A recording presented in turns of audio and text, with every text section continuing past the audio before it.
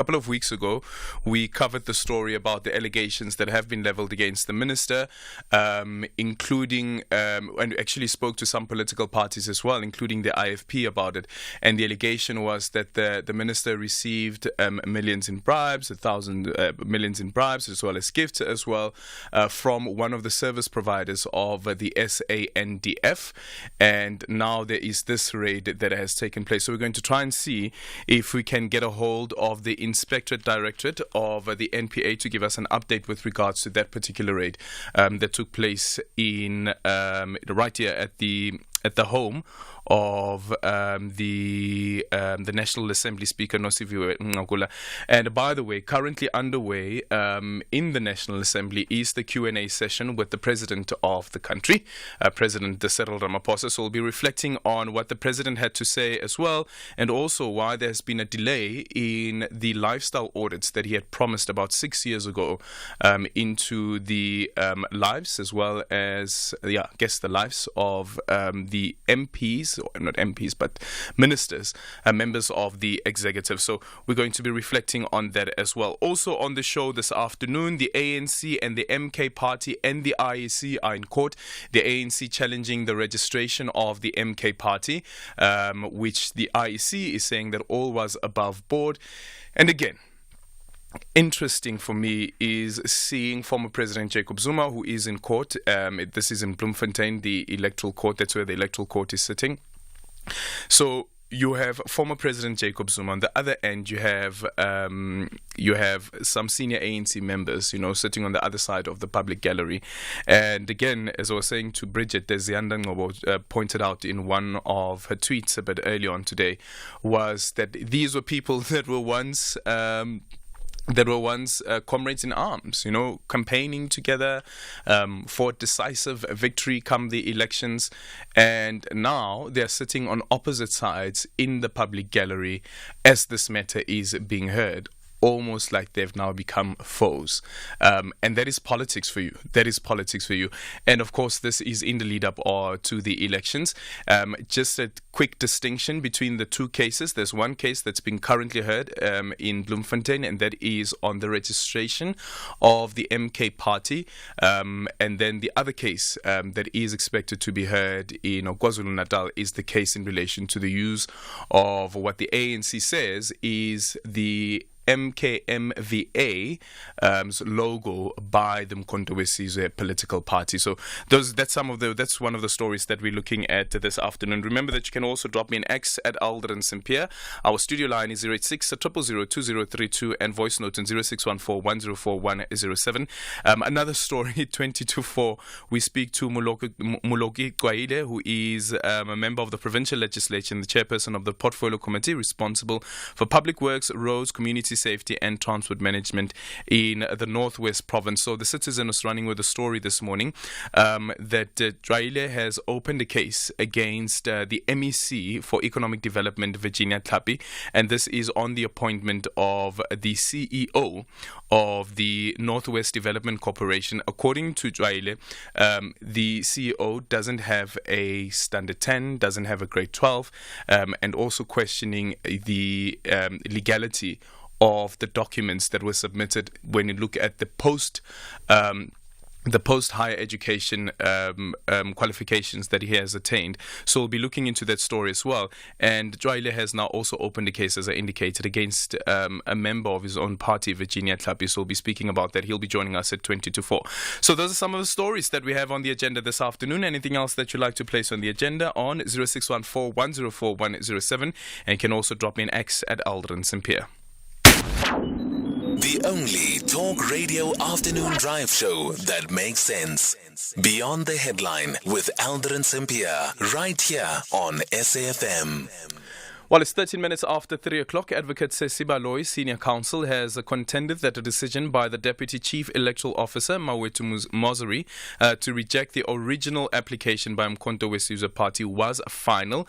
Baloyi argues that the MK Party was supposed to submit a fresh application before the court instead of supplementing its application to the IEC. Baloyi is representing the ANC in the matter brought against the IEC and in the electoral court in Bloemfontein. However, the court court papers, the MK party contends that the governing party did not object to its registration with the IEC in September last year.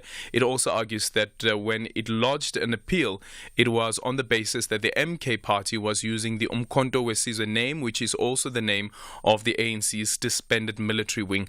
For more on this, let's now speak to SABC News reporter Zoleka Kotashe. Zoleka, good afternoon. Thank you so much for making time for us. So what are some of the highlights that came out of the arguments that have been advanced in front of the court? Good afternoon, Aldrin, and good afternoon to the listeners. Yes, well, the ANC has contended that the Deputy Chief Electoral Officer of the IEC, Mawethu Mosri, essentially acted outside of his powers by registering the Umkhonto weSizwe party and essentially ultra-virus. By acting outside of his party, by registering the party, outside of his powers rather, by registering the party. But some of the other legal arguments that have come out in defense of this decision by the Electoral Commission is that when the ANC actually appealed the decision by the Commission, it was on the basis that the ANC was essentially appealing the registration on the basis that the MK party was using the same name as the disbanded military wing of the ANC. Not only that, the MK party has also, through its legal counsel advocate, Aldrin Sampear, said that the court does not have the jurisdiction to hear such a matter. Now, what does the court have jurisdiction to hear matters on? Now, the Electoral Court can only hear matters in which the Electoral Commission has made a decision, right? And so Mpofu says there is no decision that is before this court, and so the Electoral Court cannot hear the matter. He also says you can't proceed to consider the merits of either of the parties' cases because this matter is not supposed to be before this court. This is also something that has been contended by the Electoral Commission, that in fact the ANC, by going straight to the Electoral Court, has sought to circumvent the processes, the statutory processes of the Electoral Commission by going straight to the Electoral Court, and also seeks to undermine the autonomy of the Commission. And those are just some of the arguments that have been brought forth, but also the ANC also saying that while the court does have jurisdiction to hear the matter, and why is that? It contends that the section of the Electoral Commission Act only provides 3 grounds on which a party that is aggrieved by the registration of another political party can approach the commission. And this issue, the ANC contends, is on the basis of legality. Yeah. Was the Umkhonto weSizwe party registered lawfully? And it contends that it is not so. Yeah. Tell us about the tensions, if any, did play out in the public gallery, considering that, again, that you have former comrades in arms sitting on opposite sides in the public gallery, but also outside. I understand that there were some stages that were set up.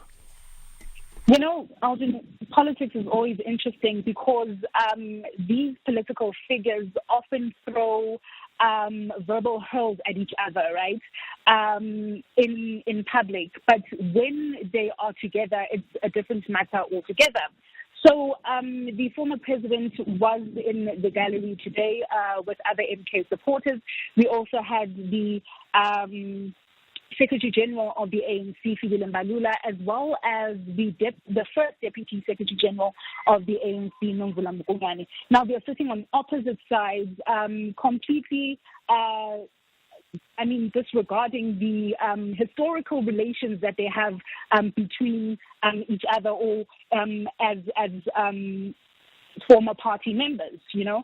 And so the former president was quite warm with his, I suppose, former party members, also exchanging some utterances between them. But yes, outside we do also have stages that have been set up in preparation for the two parties and their leaders once the court proceedings have been concluded. So on one end you'll have Nomvula Mokonyane, who is the first Deputy Secretary of the ANC, who will possibly address the crowd. And then on the other hand, you're going to have somebody whom she said she will defend, that is former President now Jacob Zuma, addressing the MK supporters. Yeah, this is politics indeed that we're speaking about. Thank you so much for your time. That is Soleka Kotashe on what is happening in the Bloemfontein court, where the electoral court is sitting to hear this matter that has been brought by the ANC against the IEC on its decision to register the MK party as a political party ahead of the upcoming elections. 0614 104 107, and you can also drop me an X at Aldrin Sampear. Our studio line is 086 000 2032. Fly better to your next holiday. Book your flights with Emirates to a holiday in Dubai, London, Istanbul, or Paris. Look forward to delicious regionally inspired cuisine, enjoy free-flowing premium drinks, and relax to your favorite movies on the way. Because it's not just about the destination, it's how you get there. This year, fly Emirates. Fly better. Makoti Down Products is a proudly South African family business, started more than 30 years ago with 12 geese and a piece of material. Makoti manufactures duvets, pillows, sleeping bags, and high-quality Egyptian cotton linen. Our down products are suitable for people with dust mite allergies and come with a lifelong guarantee. And we offer a nationwide cleaning service for all your feather and down products. Visit us at makoti.co.za or call us on 041 992 2395. For quality down, Makoti Down. Top Sport with Michael Abramson. What a weekend in the FA Cup. Manchester United in a 7-goal thriller, coming back to beat Liverpool by 4-3. Fantastic game there for both sides. They really gave it their all. So, Man United fans, do you feel that Erik ten Hag is on the right path? Or do you feel Manchester United perform in patches? What are your thoughts on that? Michael, I was gleefully thrilled by the scintillating display of football in Man United versus Liverpool. The game was more of tactical warfare, and our opine Man United is the mighty favourites to clinch the FA Cup. Malroad to witness Mpatlele. Top Sport on SAFM. Attention filmmakers, are you ready? It's time to showcase the vibrant tapestry of KZN's cultural heritage at the Simon Mabunu Sabela KZN Film and Television Awards, South Africa's ultimate celebration of cinematic excellence. In partnership with the SABC and KZN EDTEA, we champion innovation, paving the way for the future of cinema. This year, we go beyond imagination. Cut, edit your 1-minute submissions, because call for entries is now open until the 28th of March 2024. For more information, visit www.kznfilm.co.za, and you can also follow us on our social media platforms. Join the conversation using the hashtag SSA24. KZN Film, our kingdom is your stage. You are listening to Aldrin Sampear on SAFM. Okay, so Parliament has issued a statement on the raid that happened at the home of the Speaker of the National Assembly. I just quickly want to read that before we go to our next story.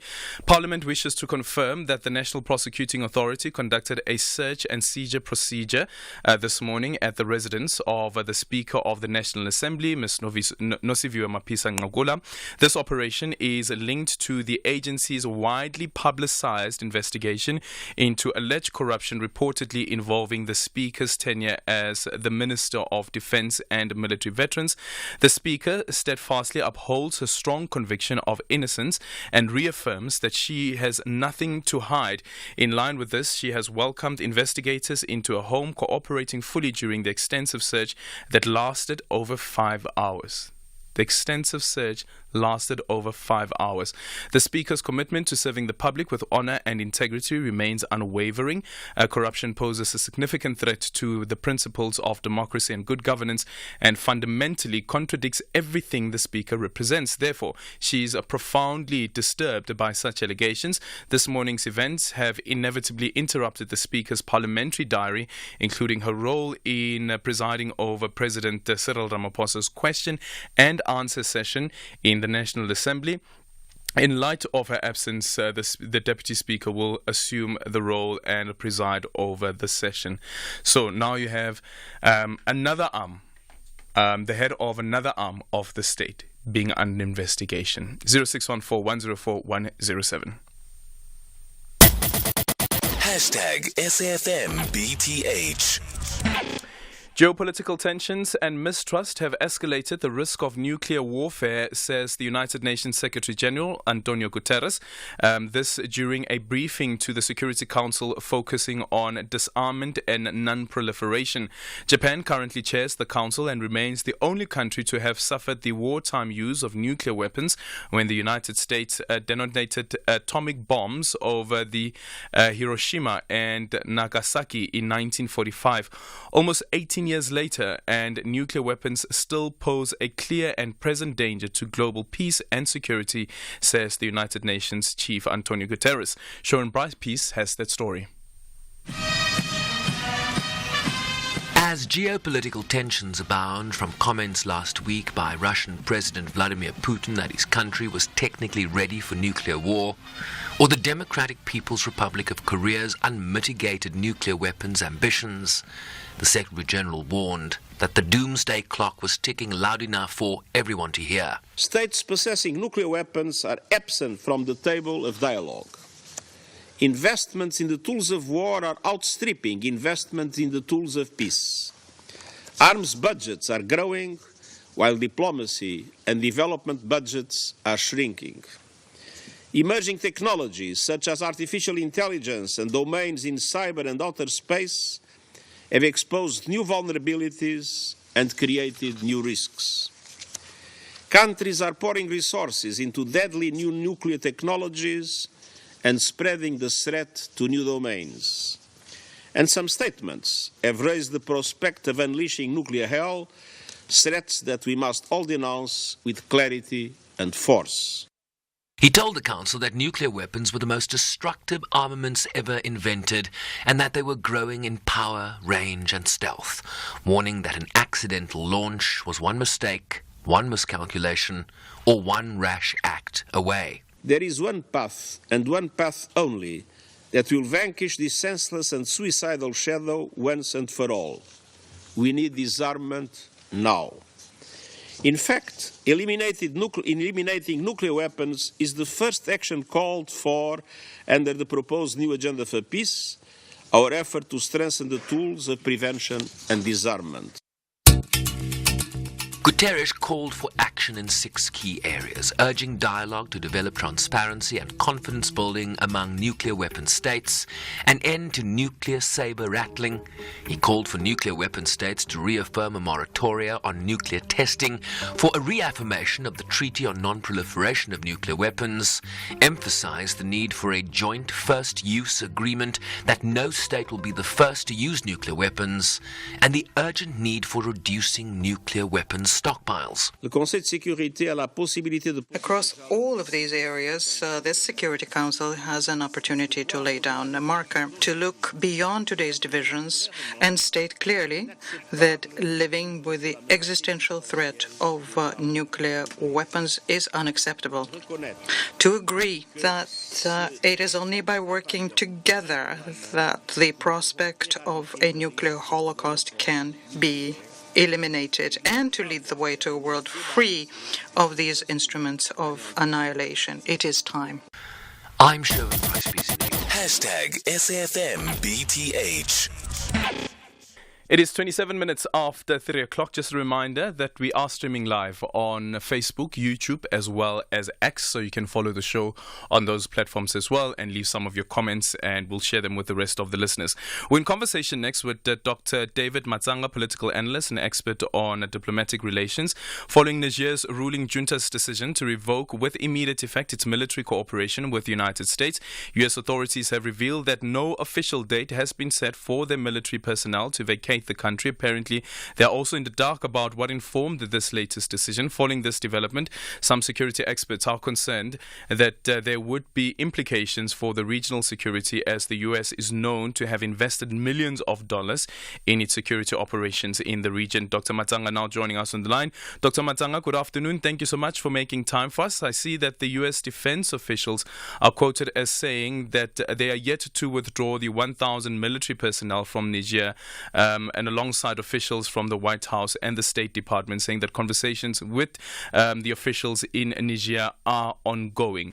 Is it clear as yet whether anything could come out of this?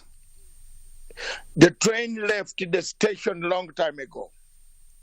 United States of America, thank you very much, viewers and the listeners across. First, I should have begun by saying that.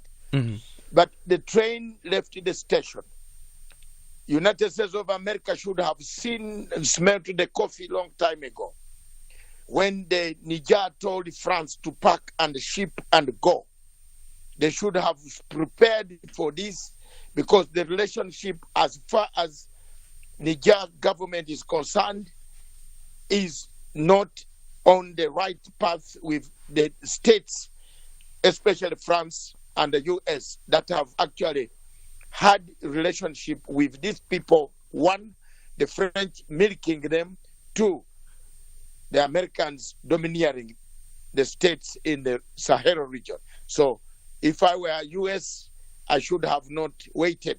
I should have started evacuation, evacuating most of the people or personnel to leave, because there is no security they are keeping in the region.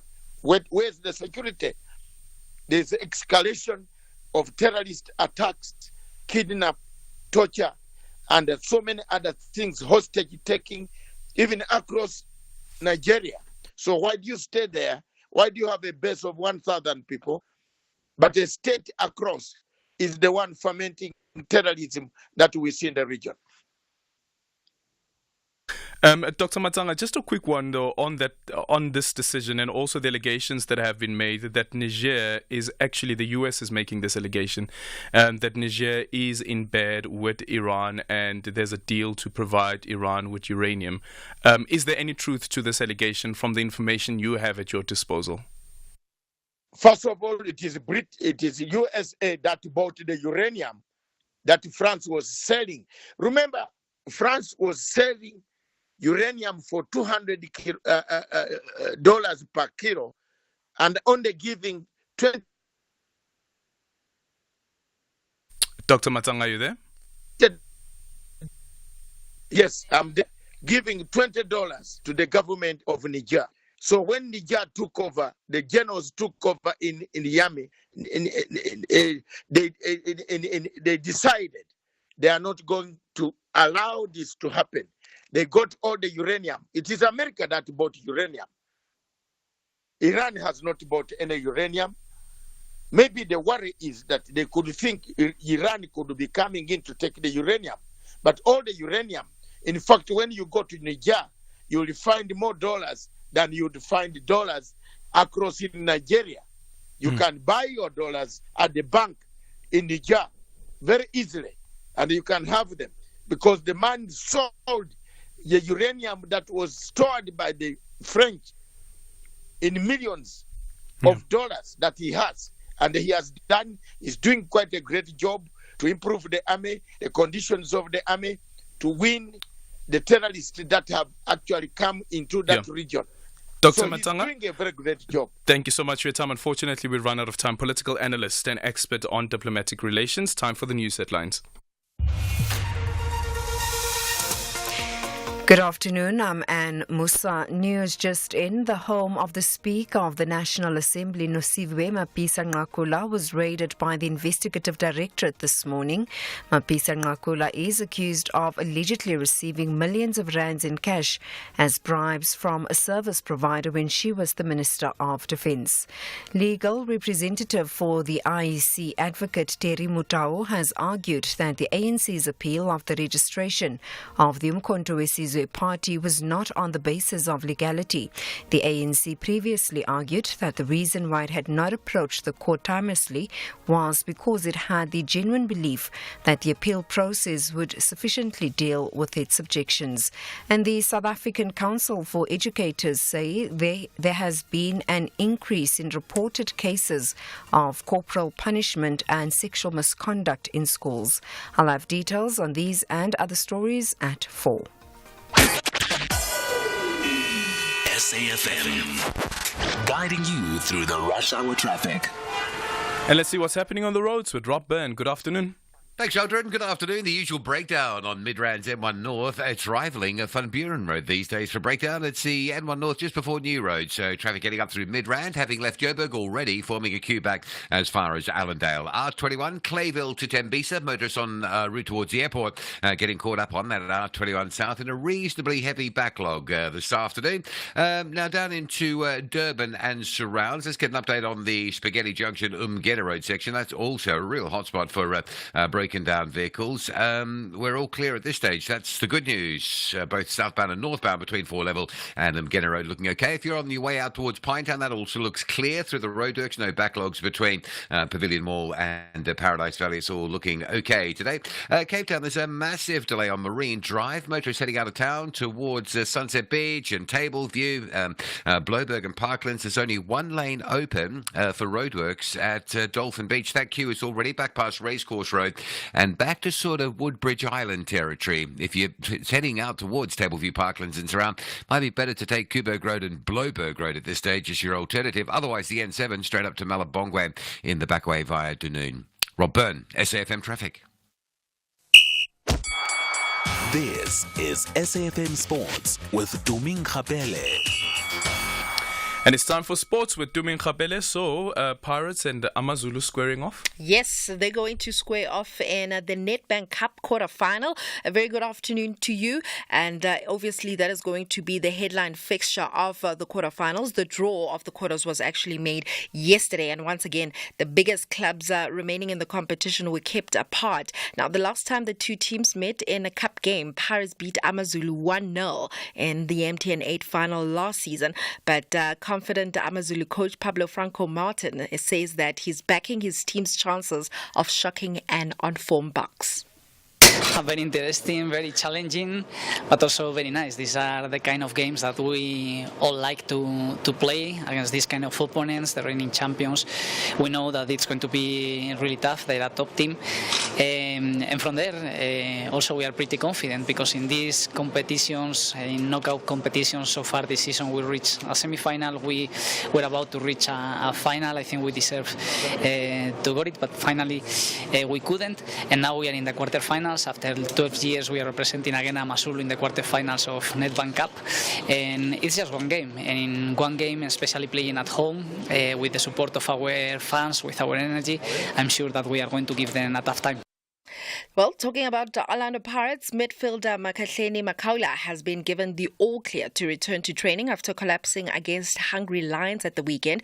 Makaula went down on the pitch just before halftime. He lost consciousness and needed to be resuscitated by the Pirates medical team and paramedics. He was rushed to the hospital immediately after the game, and coach Jose Rivero explained that it was a difficult situation for everyone on the team. However, this time around, they're very happy that he's back and he's back on healthy.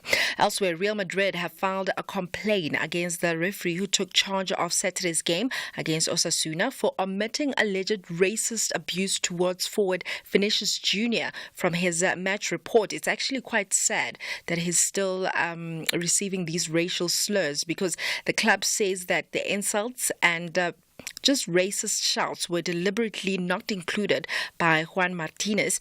Vinicius has suffered racist abuse on multiple occasions in Spain over the past 3 years, and Real now have demanded necessary measures to be taken to eradicate the abuse. In netball, under 21, national assistant head coach Phumza Maweni says that her aspiration is to witness the budding Proteas secure a spot at the 2025 World Cup. With 121 international appearances for her country, Maweni has plenty of experience that she can use to motivate the team and assist head coach Precious Mthembu at the Regional Africa Netball World Cup qualifiers that was that is hosted at the University of Pretoria. And Maweni says that she's committed to learning and growing, as evident in her involvement in the qualifiers, and she says she's enjoying her role as the coach. It's been 2 years of build up as a coach because started with my foundation and just to work with the juniors. I'm very pleased to work with the grassroots level. This started 2019, and I was not that full on because I was playing. I was still busy with committing on playing netball. But the 2 years back, and then because I knew I would step down earlier, I would step down as soon as possible, as sooner, then I decided to be serious with coaching. I think it's been 2 years now. Well, ending things off with cricket news. Australia have withdrawn from their men's T20 series against Afghanistan in August because of continued restrictions on women and girls in the country under the ruling Taliban. The three-match series was scheduled to take place in the United Arab Emirates. Cricket Australia says government advice is that conditions for women and girls are getting worse. It is the third time Australia has declined to play Afghanistan since the Taliban returned to power back in 2021. And a one-off test match in September 2021 and a three-match men's one-day series in March 2023 were also cancelled. Australia will continue to play Afghanistan in tournaments, having beaten them by 3 wickets at the T20 Cricket World Cup last November. On that note, it is a wrap from my side for now. I'll have more in the next hour. For SAFM Sport, I'm Dumin Kapele. Good afternoon. This is your captain speaking with just a little flight information. We're flying at an altitude of 37,000 feet and our airspeed is 400 miles an hour. Ladies and gentlemen, welcome to BTH Airline. I'm your co-pilot, Aldrin Sampear, and I'm with you from 3 to 6, flying you through the turbulent airwaves. But the landing will be smooth.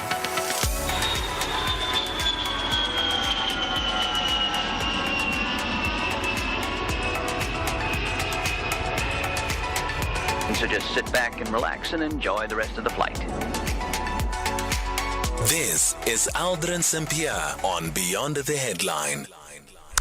It is 20 minutes before 4 o'clock. We're taking your voice notes on 0614-104107. You can also drop me an X at Aldrin Sampear. And our studio line is 086-000-2032. When we come back, we're in conversation with Muloki Jwaile, who's a member of the provincial legislature in the Northwest. He has opened a case against the MEC for Economic Development in the Northwest, Virginia Tlapi, who's also a member of the ANC. Moloko Jwaile is also a member of the ANC. And this is in relation to the appointment of the Chief Executive Officer of the Northwest Development Corporation, who Jwaile argues has no standard 10 or even a grade 12 for that matter. So we will be speaking to him on the case that he has opened against the MEC and also the investigation that the board of the Northwest Development Corporation has asked the minister to make sure it happens, or the MEC to make sure that it happens. And then around about 10 to 4, we speak to Kalesa Kempenze, SABC News reporter, as we look at the announcement that was made a bit earlier on the commander of Amabutu KwaZulu, the King's Regiment, Induna Usipho Mhlongo, together with Izinduna, briefed the media following what happened over the weekend during the 110th anniversary commemoration of King Dinizulu Kaketshwayo Isilo Sasotho.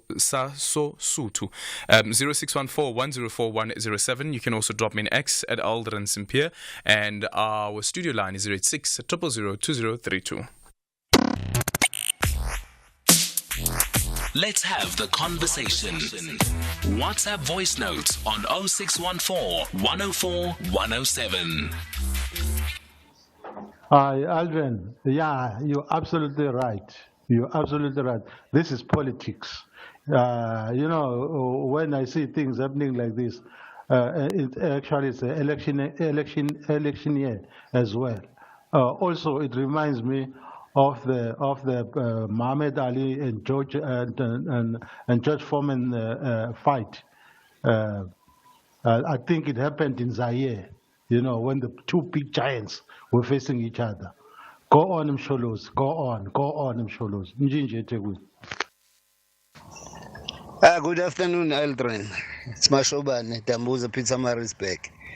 I have one thing to say about the ANC taking the Mkhonto Wesizwe party to the Electoral Court. And that is, Ayisaba Magwala. Thank you, Aldrin. Regarding the breaking news of the NPA officials raiding the homestead of the former military minister who is now serving as the Speaker of the Parliament, Manqakula, I think they are doing a great job, which will eventually make the public to regain confidence on them, and that will also close up the trust deficit which was existing between the public and the law enforcement agencies. Whether they will come up with nothing or something, but this action means a lot. So I really applaud them. Thank you, Moloko Mobolokwane. SAFM values your views. Be an active citizen. It is now 16 minutes before 4 o'clock. We're in conversation next with Muloku Jwaile, who's a member of the Provincial Legislature and chairperson of the Portfolio Committee responsible for public works, roads, community safety and transport management in the Northwest. So following startling revelations that the Northwest MEC Virginia Tlape hired two senior officials with questionable qualifications to head the Northwest Development Corporation, we understand that the former MEC, according to the Citizen, in the province who currently serves, that the former MEC apologies, let me start that again. We understand that a former MEC in the province who currently serves as the chairperson of the Portfolio Committee responsible for public works, roads and community safety and transport management, Muloki Jwaile, has opened a criminal case against the MEC in relation to this particular Labour scandal. And remember, over the weekend we reported on what the Minister of Home Affairs, Dr. Aaron Motsoaledi, found from the investigation of Home Affairs that the CFO of the Northwest Development Corporation attained or got his permanent residence permit fraudulently. He is a Zimbabwean national. He has since resigned. And this morning, the Citizen is reporting that the CEO of the very same institution also doesn't have a grade 12 or a grade 10 for that matter. And we speak to Muloko Jwaile, who is a member of the provincial legislature and the person who's opened a case against the MEC. Muloki, good afternoon. Thank you so much for making time for us. How did you stumble upon this information, considering again that the current CEO had actually been working in this department, also in an acting capacity as the CEO? No, thank you. You'd remember that on and around 2015, 2016, the current CEO was again the CEO at the time.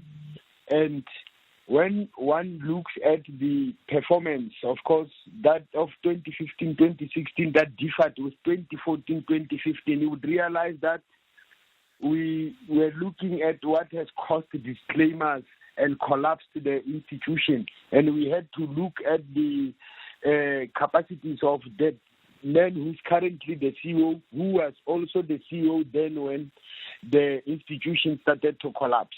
So we then bumped on the application that demonstrated that he was not meeting any of the inherent requirements for the post presently and even in the past.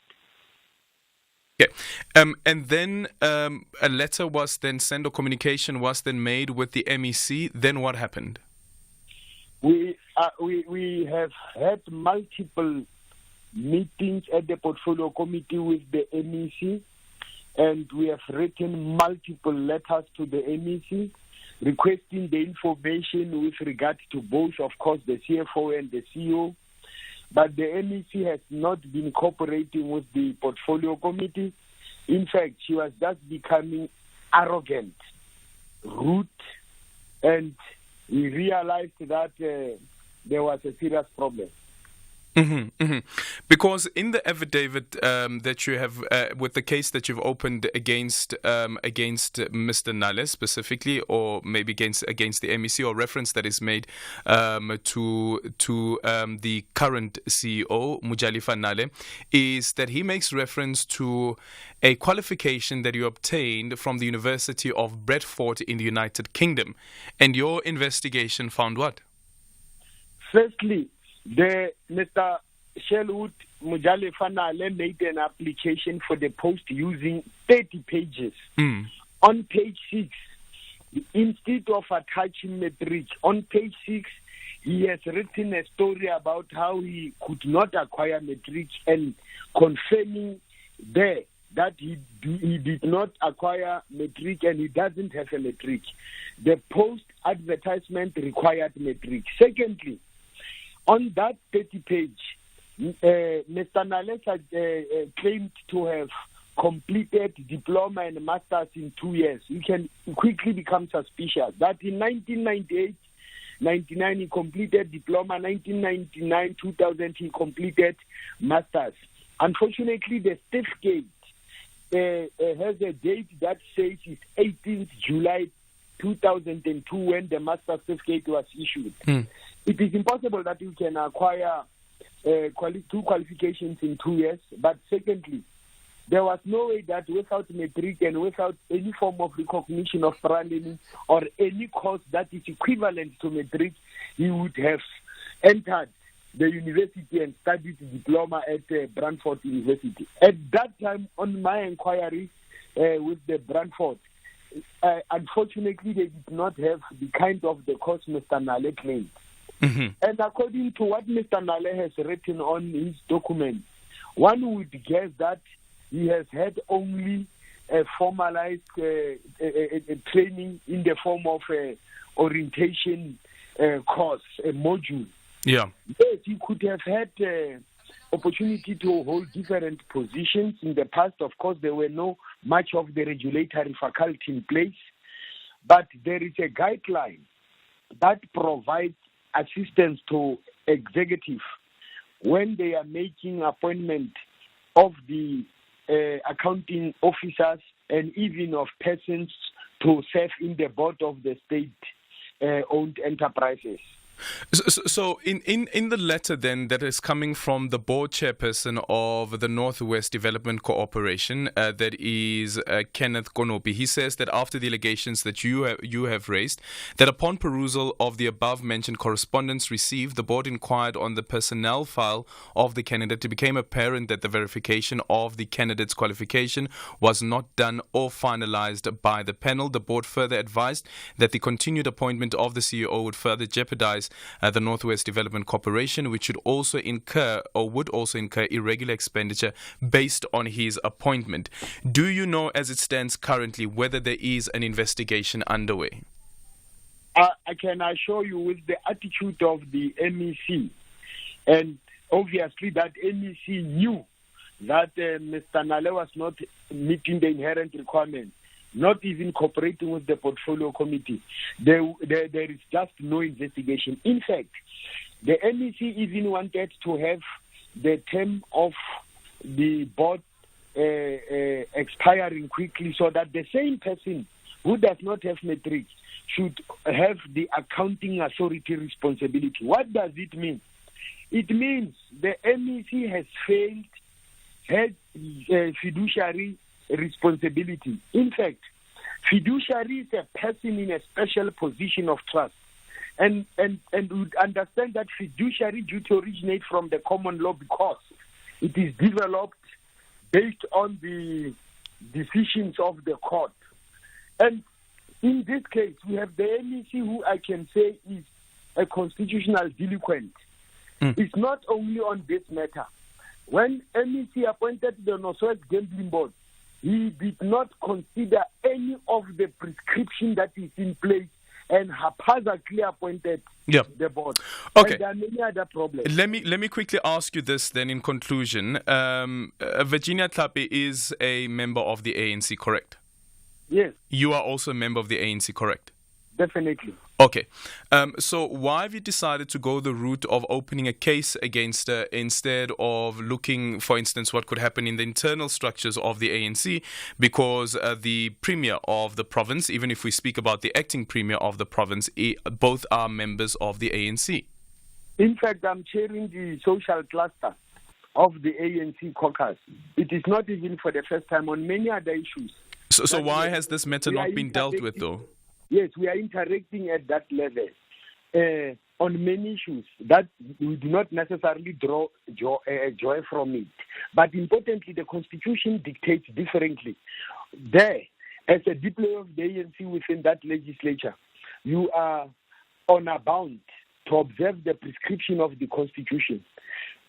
As I've said, even the internal organization processes do not necessarily yield positive results on engagement. It hasn't been the case. That is why lately the legislature has went to consult the public on the money bill that would empower the legislature to be able to refuse the government to allocate money elsewhere where it is not responding to the immediate needs of the people. And there are many examples of it. Recently, 400 million has been taken from service delivery, and it has been directed to West Transport Investment. It is not even paying salaries of the employees. So the role of the legislature would have to then honor the constitutional prescription more than lovey-dovey of the organization. Well, thank you so much. That is Muloki Twaile, who is a member of the provincial legislature and chairperson of the portfolio committee responsible for public works, roads and community safety. We did try to reach out to the Northwest Economic Development Department. Unfortunately, there's been no joy there. But there you have it. A fellow member of the ANC opening a case against another member of the ANC, and both are in different roles. One is a member of the provincial legislature, both members of the provincial legislature, but one is a member of a portfolio committee and chairperson of it, and the other is a member of the executive. What do you make of that? And we will buy 500 cars, and we will buy 500 more, just to be the one who buys your car. Will come to you and offer more. We buy cars, we buy cars. We buy cars, we buy cars.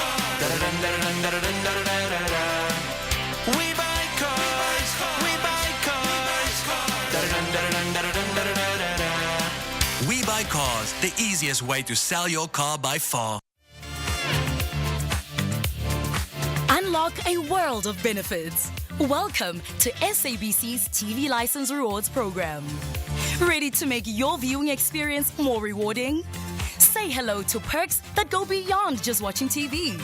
Join us today at sabctvlicenserewards.co.za and instantly receive your first reward. But wait, there's more. You can get up to 500 Rand back. Become part of something bigger, a movement where watching TV isn't just a hobby. It's a catalyst for positive change. Register now at sabctvlicenserewards.co.za and open the door to a world of benefits. Plus, every time you tune in, you're making a difference. T's and C's apply. Remember, TV license fees aren't just payments. They make a difference.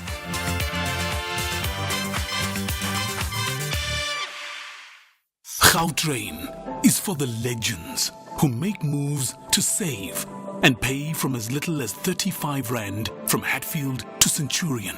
Is for Ikoko, who steady chill on neutral on a downhill just to save fuel.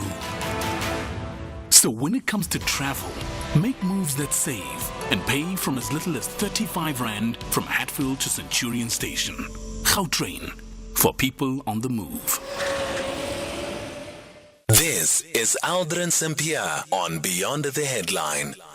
It's 3 minutes now before 4 o'clock. We're in conversation next with SABC News reporter Khalesa Kempenze. So earlier on today, the commander of Amabuto Zulu King's Regiment, Induna Sipho Mhlongo, together with Izinduna, briefed the media following what happened over the weekend during the 110th anniversary commemoration of King Dinizulu Kaqetjwayo Isilo Sasosuthu. During the event, Amabuto heckled ANC provincial chairperson Siboniso Duma after he snatched the microphone from the Zulu Prime Minister Thulasizwe Buthelezi, who was about to introduce the king.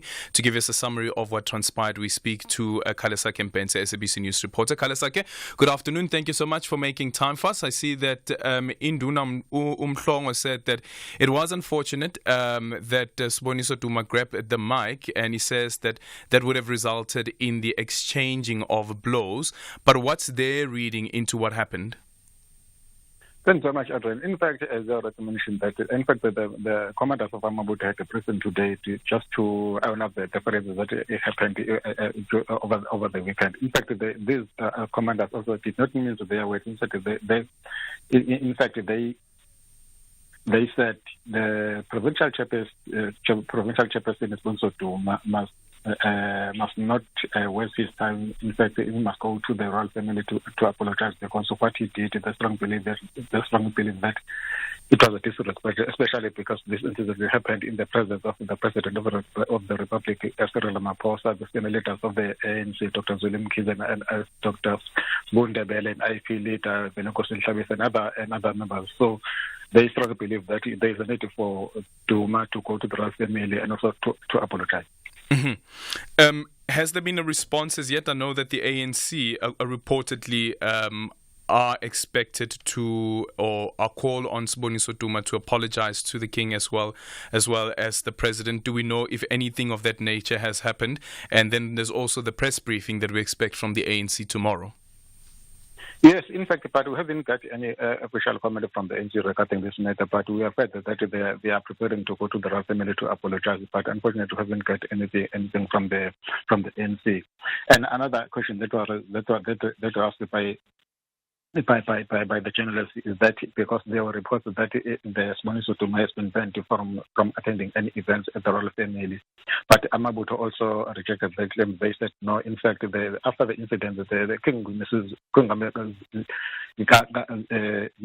Zulu, also called all the people who were there that they must make sure that they remain united and put the nation forward. So these commanders also follow that on the footsteps. That is why they say Siboniso Duma is also the child of Mrs. Zulu. So because he has done this thing, it is his responsibility to go to the royal family to apologize. In other words, the ANC has already mentioned that they are prepared to go to the royal family to apologize, which means Siboniso Duma will also go with them just to apologize for what he did. Thank you so much for your time. Kalasa Kempense, SABC News reporter. And again, as we said, that the ANC is expected to have its own press briefing tomorrow in relation to what happened over the weekend. It's 4 o'clock. It's time for the news. Good afternoon, Anne. Independent and impartial. This is SAFM News. Thanks, Aldrin. In our top stories, Speaker of Parliament's home raided and corporal punishment and sexual misconduct a concern in schools. Good afternoon. The home of the Speaker of the National Assembly, Nosiviwe Mapisa-Nqakula, was raided by the Investigative Directorate this morning. Mapisa-Nqakula is accused of allegedly receiving millions of rands in cash as bribes from a service provider when she was the Minister of Defence. NPA spokesperson Advocate Mtunzi Maga. The National Prosecuting Authority's investigating directorate can confirm that today, the 19th of March 2024, a search and seizure operation was carried out at the home of the current Speaker of Parliament, Ms. Nosiviwe Mapisa-Nqakula, relating to an investigation that is conducted by the NPA's ID. At this stage, the NPA's ID will not be making any further comments. In election news,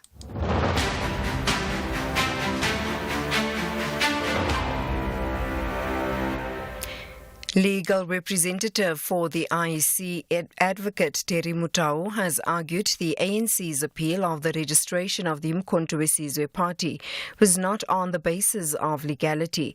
The ANC previously argued that it had not approached the court timelessly because it had the genuine belief that the appeal process would sufficiently deal with its objections. However, when the party appealed the decision for the registration of the MK Party, it was on the basis that the name would confuse voters as it has close and historical associations with the ANC. The governing party has hauled the IEC to court over the decision by the Deputy Chief Electoral Officer to register the MK Party after it supplemented its application. Mutau elaborates on the ANC appeal matter. The statutory provisions upon which the appeal is lodged, we know Section 15 deals with the registration of a political party. Then Section 16 deals with the appeal of the chief electoral officer's decision, and in this case, the deputy who was acting on a delegated function. So this appeal is lodged squarely within the premises of the Act. It's a Section 15 and a Section 16 appeal. It is not a legality argument. The alleged orchestrator of the murder of rapper Keenan aka Forbes Mziwete Mbagwabeni has told the Durban Magistrates Court his first wife opened a case of assault with police watchdog IPID after officers came looking for him. He's applying for bail with his co-accused. His advocate Joe Volmerans told the court that Gwabeni owns a mining company in Mpumalanga and if not granted bail, his business will suffer. He has admitted to receiving an amount of 800,000 rand from a specific company for the work that it does. The state is alleging the money was used to pay the other accused to carry out the hit. Volmerans read out Gwabeni's sworn statement in court. It is unclear at this stage how they got in the property in the first place. It is my assertion that the police used other means unknown to us to gain access into the property. I managed to make contact with my attorney, Sizwe Kole, and informed him that the police were at my residence and that my wife had been assaulted. I am advised that she had since laid a charge against the police officers. The aforementioned is currently being investigated by IPID. Gauteng's Education Department is to launch an investigation into allegations of maladministration and corruption at Apex Primary School in Lenasia, south of Johannesburg. A group of disgruntled parents gathered outside the school to voice their concerns this morning. Parents have accused the school principal of demanding payment for learners to be admitted at the school, despite it being a non-fee-paying institution. They are also complaining of severe overcrowding in classrooms. Education Department spokesperson Steve Mabona. The letter was not giving us evidence, was not giving us things that are tangible that we can pursue the matter with. Then we requested that we need more information for us to continue with the process of conducting a thorough investigation. We received that information last week already, which we will then start with the process of investigating. The South African Council for Educators say there has been an increase in reported cases of corporal punishment and sexual misconduct in schools. It's hosting a roundtable discussions on the regulation of teacher behavior in the education sector in Kempton Park in Ekurhuleni. The discussions are aimed at addressing challenges relating to the regulation of educator behavior and explore strategies for promoting coordinated regulation and accountability within the teaching profession. South African Council for Educators CEO Ella Mukhalane explains. One of the things that we've noticed is that in terms of our statistics, the cases are increasing, and top of the list would be your corporal punishment and also sexual misconduct cases as number 2, and number 3 around your professional relations, which is your human relations amongst teachers themselves. We need to develop a code of professional ethics and be able to deal with educator misconduct cases that are reported to us. Recapping the top story, the home of the Speaker of the National Assembly, Nosiviwe Mapisa-Nqakula, was raided by the Investigative Directorate this morning. Mapisa-Nqakula is accused of allegedly receiving millions of rands in cash as bribes from a service provider when she was the Minister of Defence. For SFM News, I am Anne Musa. And coming up in your sports this hour, Bruce fumes over rumours of Mamelodi Sundowns injuries and Ketchoff set for Stormers reunion. More details at 4:30. SAFM, guiding you through the rush hour traffic. Good afternoon. Just a reminder, if you're driving from Pretoria down for flight connections at OR Tambo International Airport, make sure you've got some time to get through the roadworks with double lane closure still in at this hour between Clayville and Tembisa. So just coming down through Olifantsfontein, it is heavy. A crash on the M1 North. It's a bus crash now before New Road, and that is queuing traffic all the way back into Buccleuch. That's a heavy run again today. We had a breakdown at New Road. That's very quickly been replaced by a bus collision. So M1 North North. In fact, it is starting to backlog from around about Woodmead Drive. There's also been a crash on the Mike 1 South at Carr Street, so coming from Parktown in towards the Braamfontein area. That is quite heavy. Durban, the N3, just starting to queue through the roadworks in towards Paradise Valley. And Cape Town today, Marine Drive, absolutely chock-a-block for the run home towards Bloberg and Tableview. One lane open for some roadworks at Dolphin Beach. The backlog of traffic is right back almost to Lagoon Beach in the sort of Pardon Island, Milnerton border area. So it's a massive queue. Motorists that know about that are avoiding it in big numbers and jamming up the Coburg Road from Theo Moreira Park, heading up into the Tableview side of that region. Rob Byrne, SAFM Traffic. Like, for instance, point that was raised by another voice note. It says that the prosecutor said the bail must be 5,000. The defense said 4,000. What did the magistrate say? Yes. What did the magistrate say? 10,000. Why did the magistrate say 10,000? That is still unfair. Wait, Tommy, pendula umbuzo. Answer the question. Few inches later. Wait, Tommy, pendula umbuzo.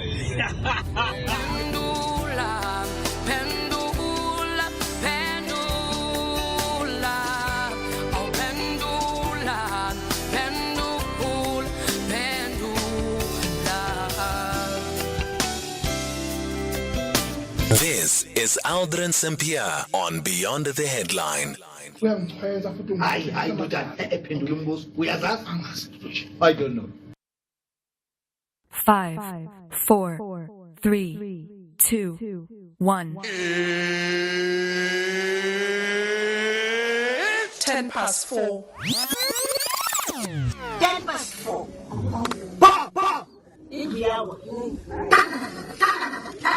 This is Aldrin Sampear on Beyond the Headline.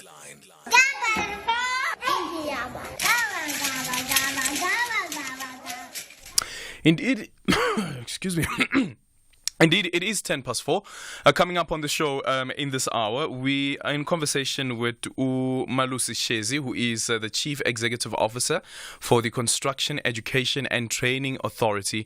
And this is on the Sustainable Infrastructure Development Symposium, which happened in Cape Town. And the President earlier today delivering the keynote address on the closing day of that symposium. So we'll be reflecting on what the President had to say and also what's happening with the industry at large. And still staying with the President, we're going to reflect on the President's last Q&A session in the National Assembly for the 6th administration.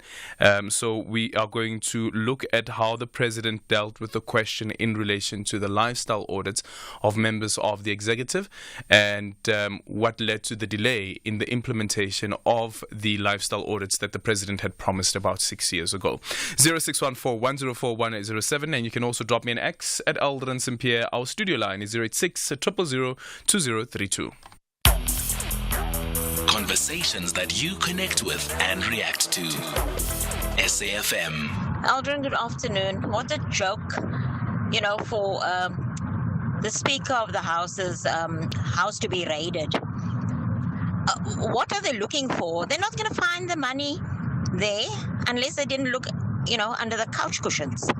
Teresa, Cape Town.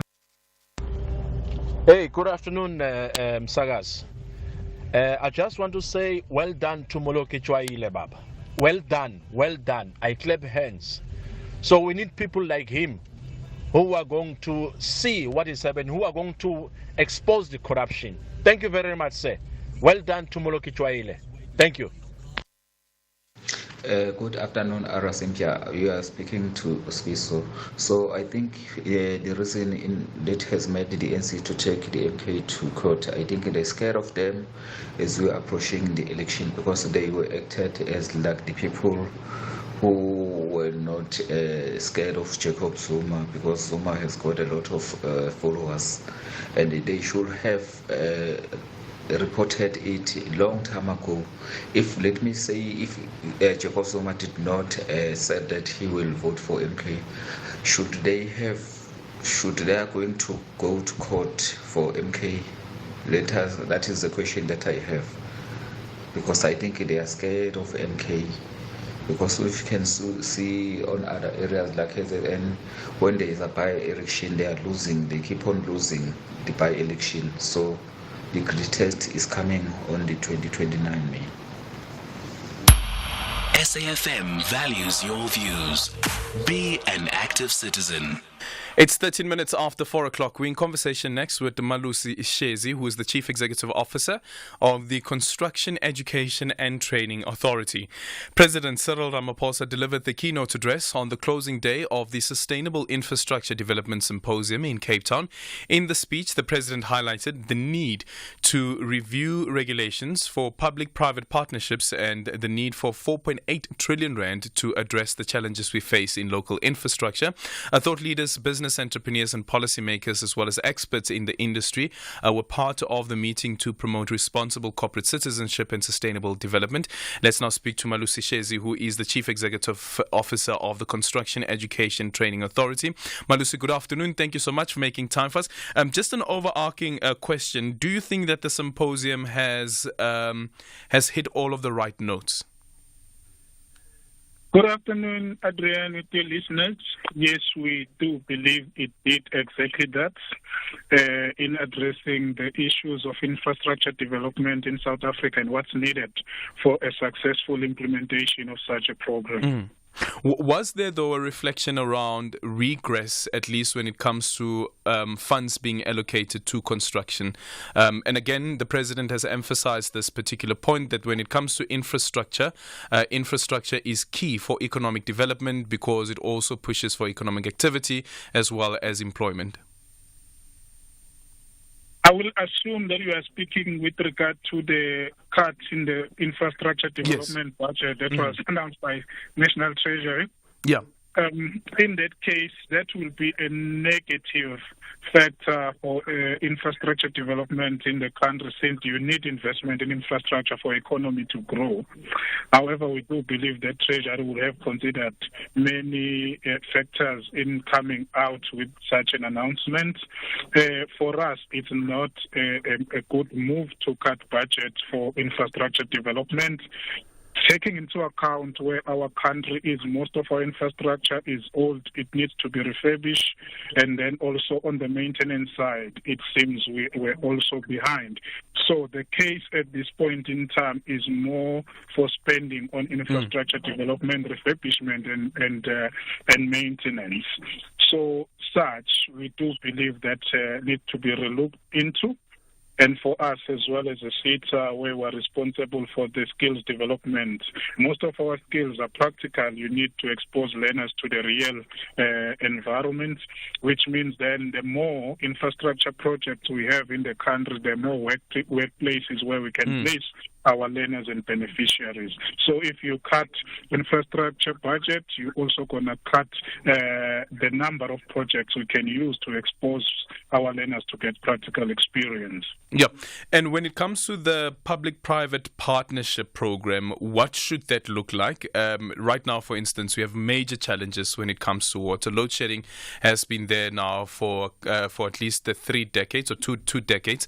And now we are dealing with a situation of water shedding and the various municipalities struggling to provide the necessary water that is required by its clients.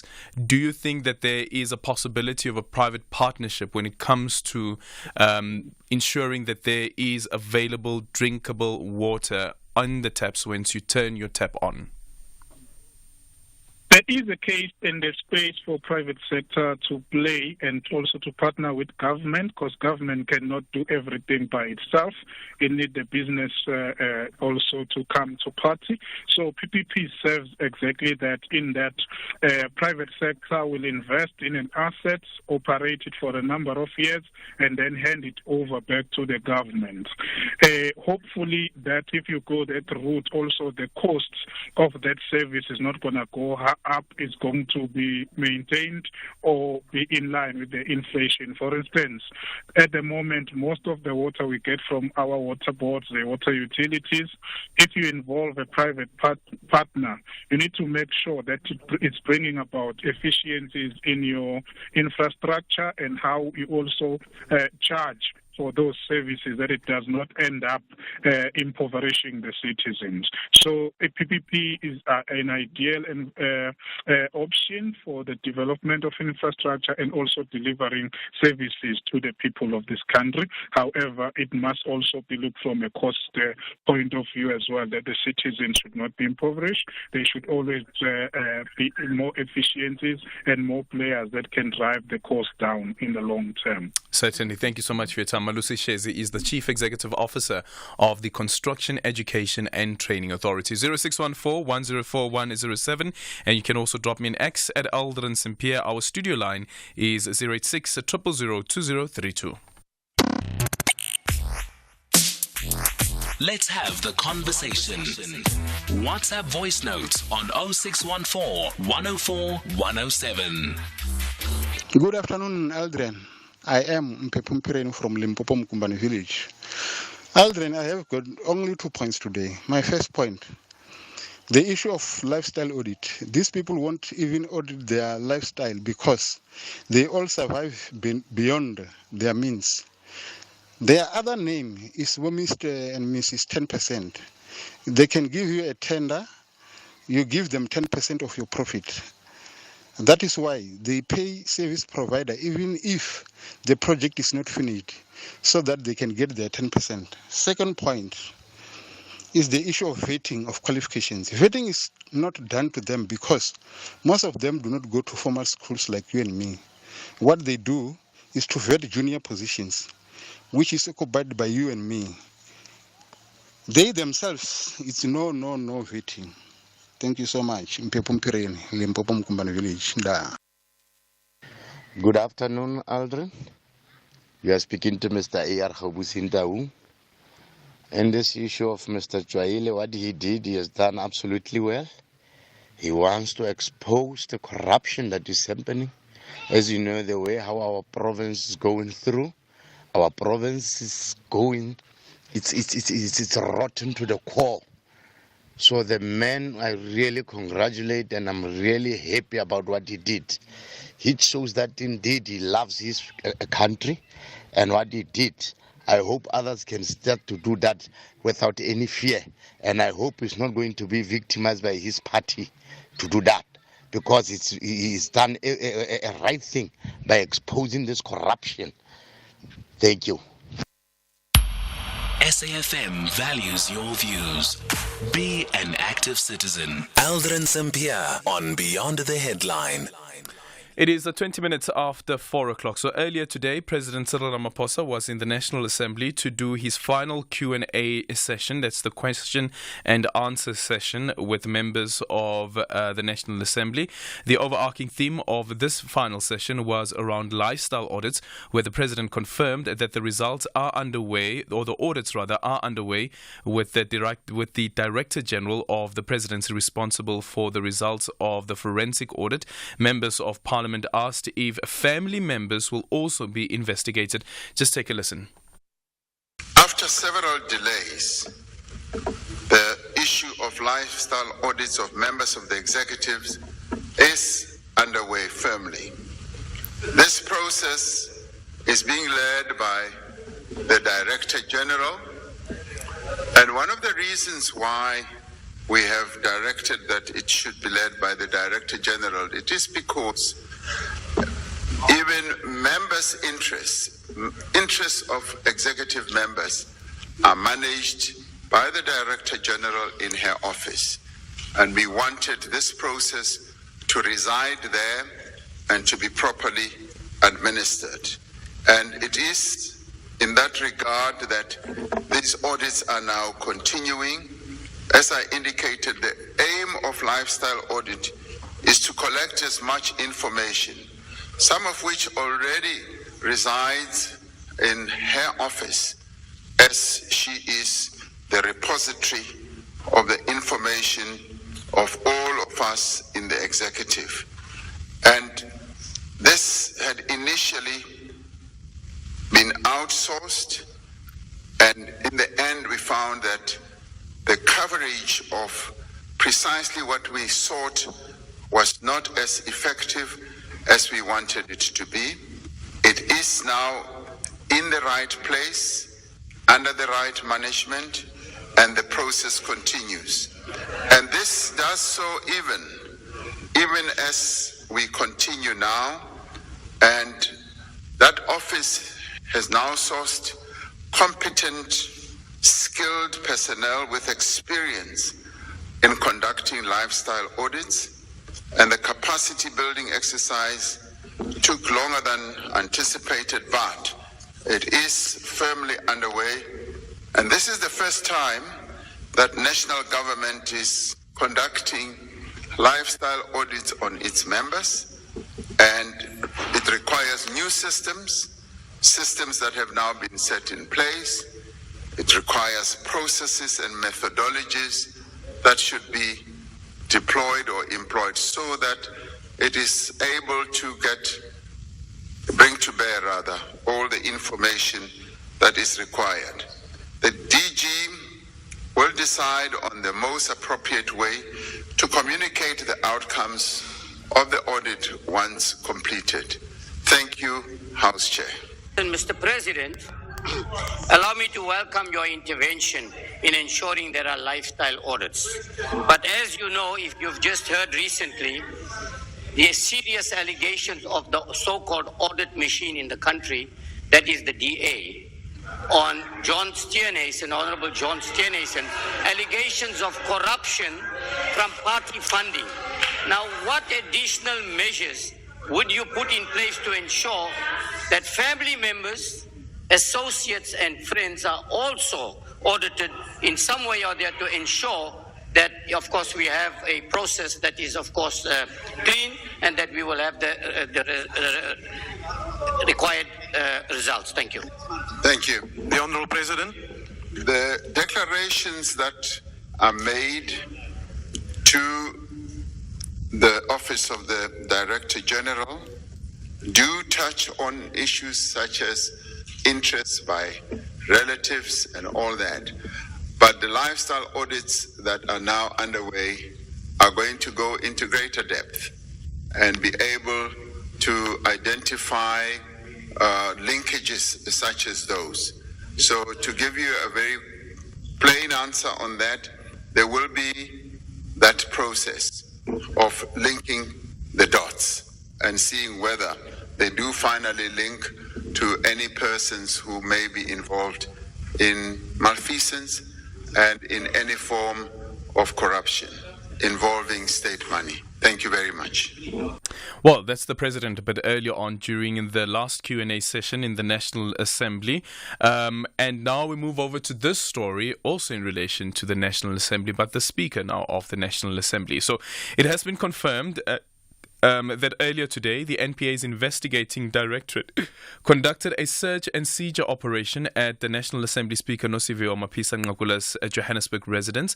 The probe is linked to alleged corruption during her tenure as the Minister of Defence and Military Veterans. For more on this, we speak to Wayne Duvenage, who is the CEO of OUTA. Wayne, good afternoon. Thank you so much for making time for us. So interesting listening to what the President has to say there about the lifestyle audits. Of course, there was that long delay as well in implementing the lifestyle audits, but now he says that it is happening.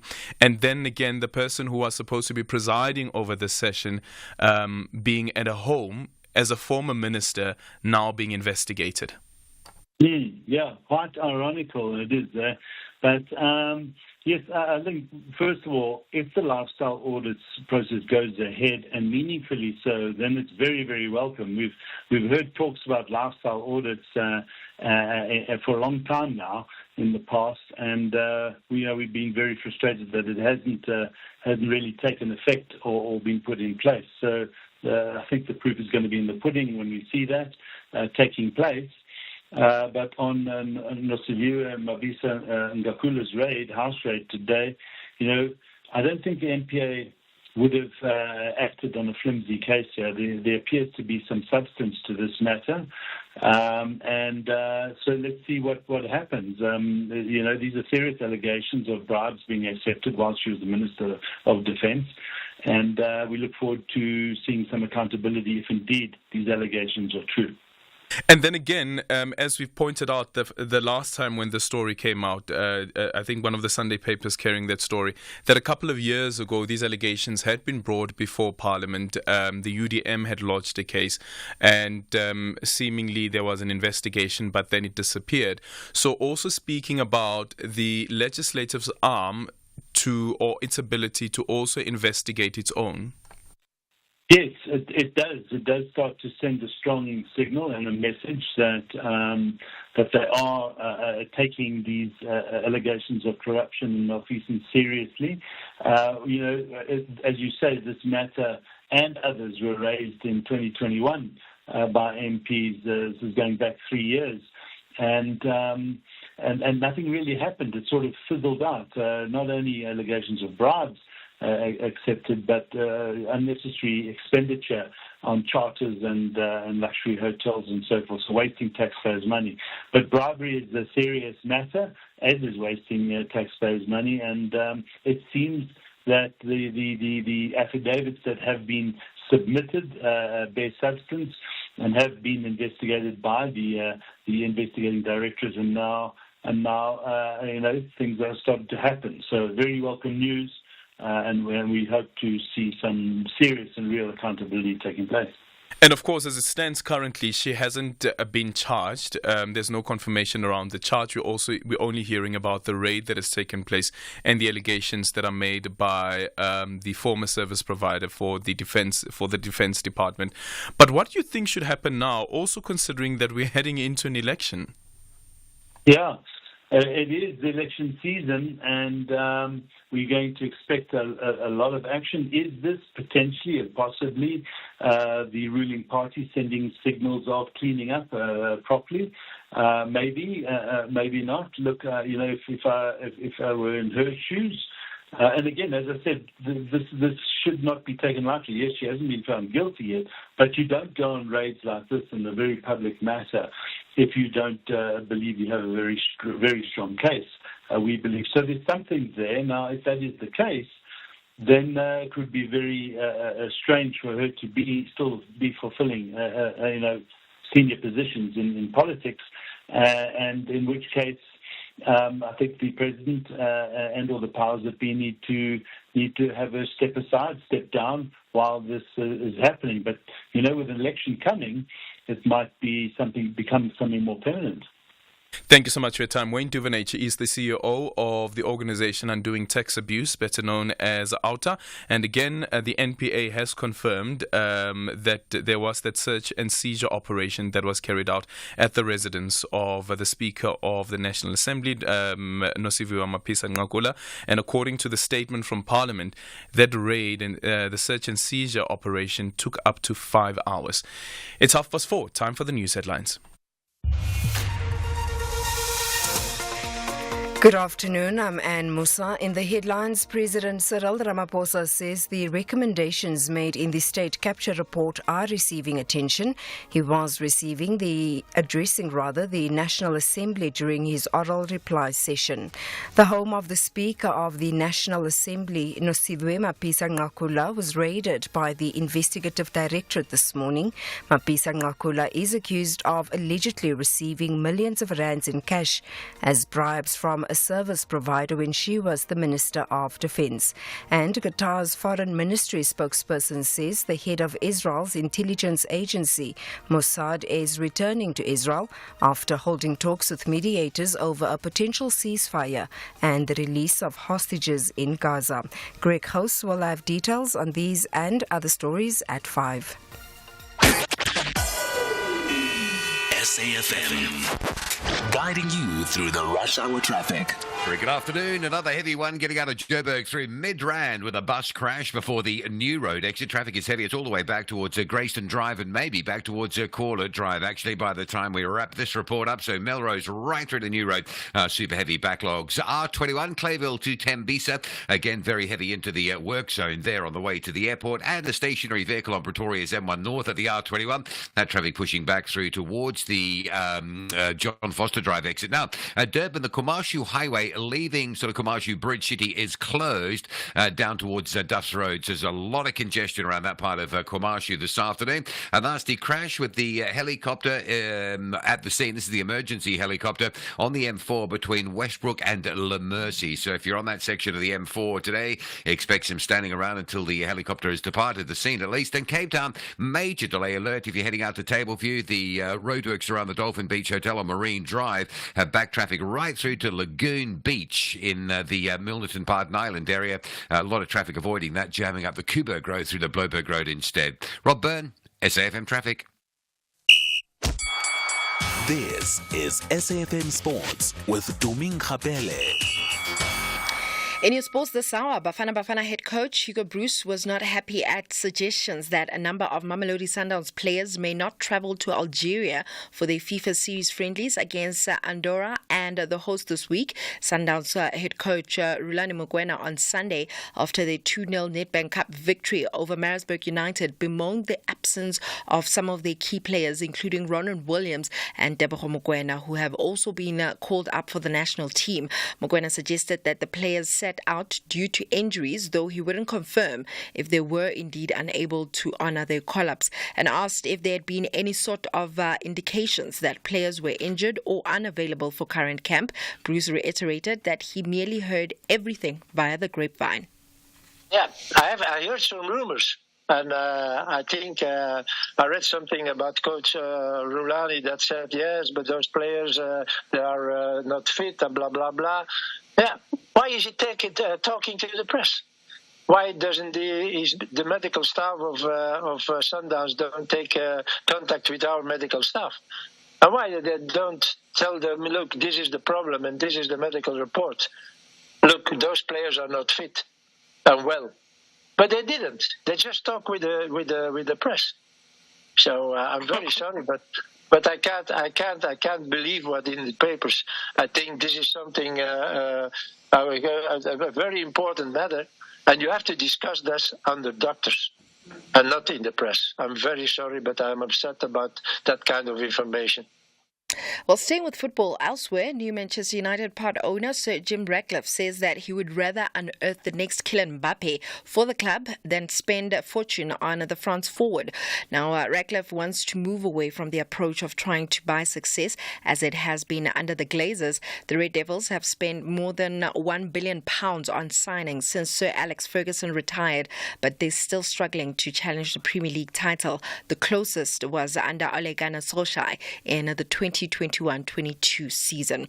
In rugby, Steven Kitchoff is set to return to the Cape Town Stadium for the first time since leaving the Stormers after being named in Ulster's 30-man squad for their 2-match URC tour.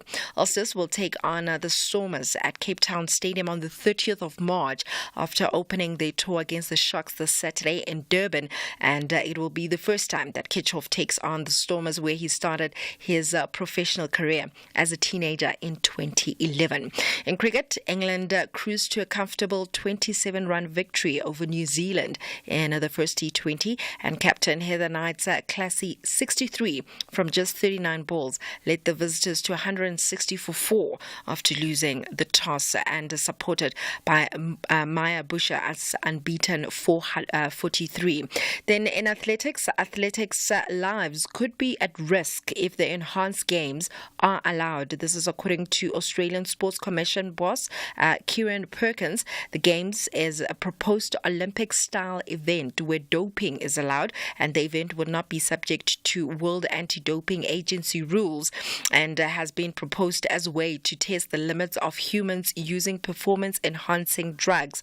But according to Perkins, this could really affect the athletes on a long run. On that note, it is a wrap from our side for now. I'll have more in the next hour. For SAFM Sport, I'm Tuming Kapele. Economic news on SAFM. Facts and figures you can count on. And it's time for a market update with Makwe Masilela, Chief Investment Officer at Makwe Fund Managers. Makwe, good afternoon. Welcome to the show. Tell us about local and international market developments. Afternoon to you, Aldrin, and to the listeners. Yes, we've seen that as widely expected, the Bank of Japan ended their negative interest rate policy in a landmark shift from its stimulus program. That was the world's last negative interest rate regime. And the immediate reaction, Aldrin, was the weakening of the currency, while bonds and stocks gained. And in another interest rate decision, Australia kept their rates unchanged. Now markets are looking forward to tomorrow's U.S. Central Bank decision.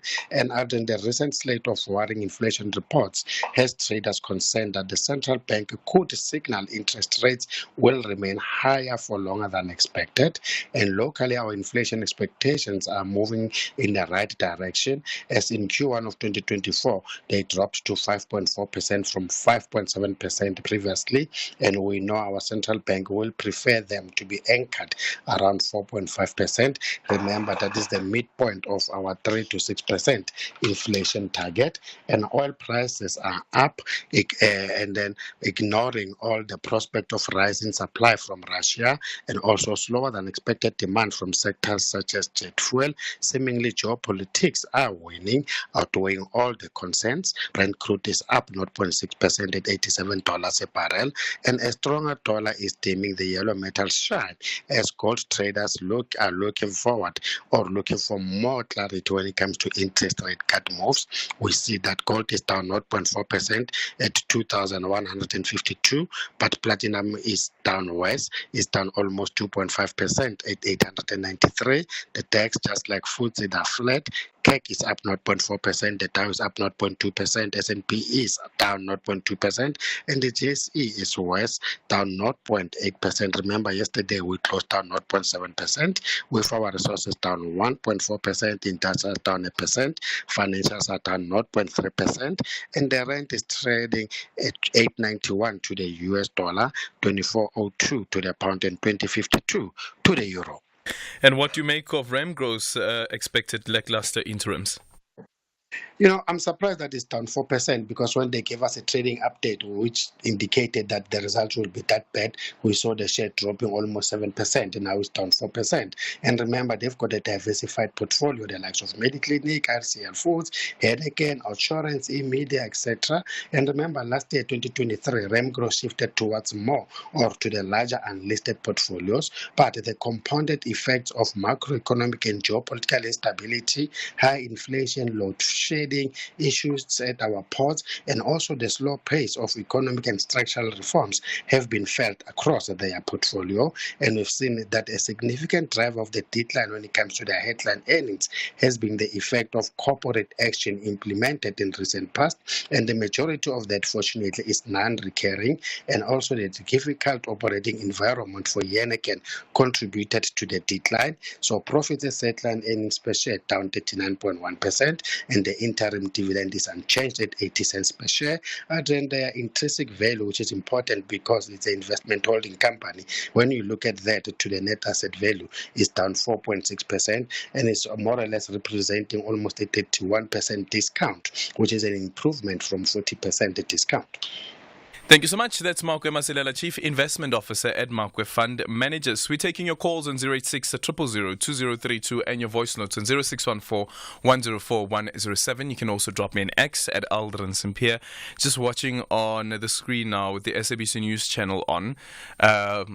So about 2 minutes ago, there was the address by the former president of the ANC outside the Bloemfontein court, and he makes reference to a political or an organization rather that he used to know that has brought this matter to court.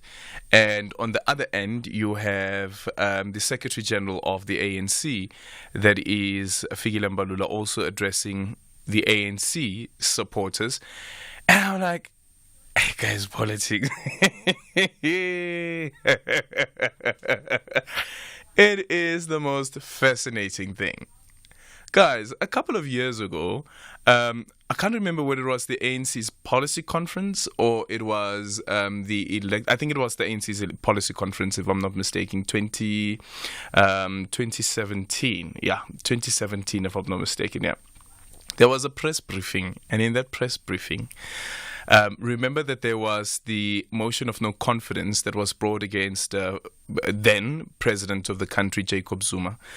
And at that press briefing being addressed by Fikile Mbalula, who was then not yet the Secretary General of the ANC, and a question came from the journalists there who were there about, so what's going to happen during the motion of no confidence? Because also remember that there was a constitutional court order, I think it was the UDM case that was brought, the secret ballot, and that case emphasized the importance of that members of parliament are effectively the embodiment and representatives of the entire society. So they are there on our behalf, right? And their conscience must apply when taking a decision like, for instance, the removing of a sitting president. And Fikile Mbalula then spoke about, you see, when you go there, a suicide bomber. Do you remember that? You're a suicide bomber. If you were to go and vote against former president, the then president Jacob Zuma, and vote in favor of that motion of confidence. Remember earlier on I made reference to Nomvula Mokonyane, who's the first Deputy Secretary General of the ANC. King Twaya Dibuno was a big thing in 2011, where she spoke about she will defend former President Jacob Zuma, then President of the country, of course, and President of the ANC.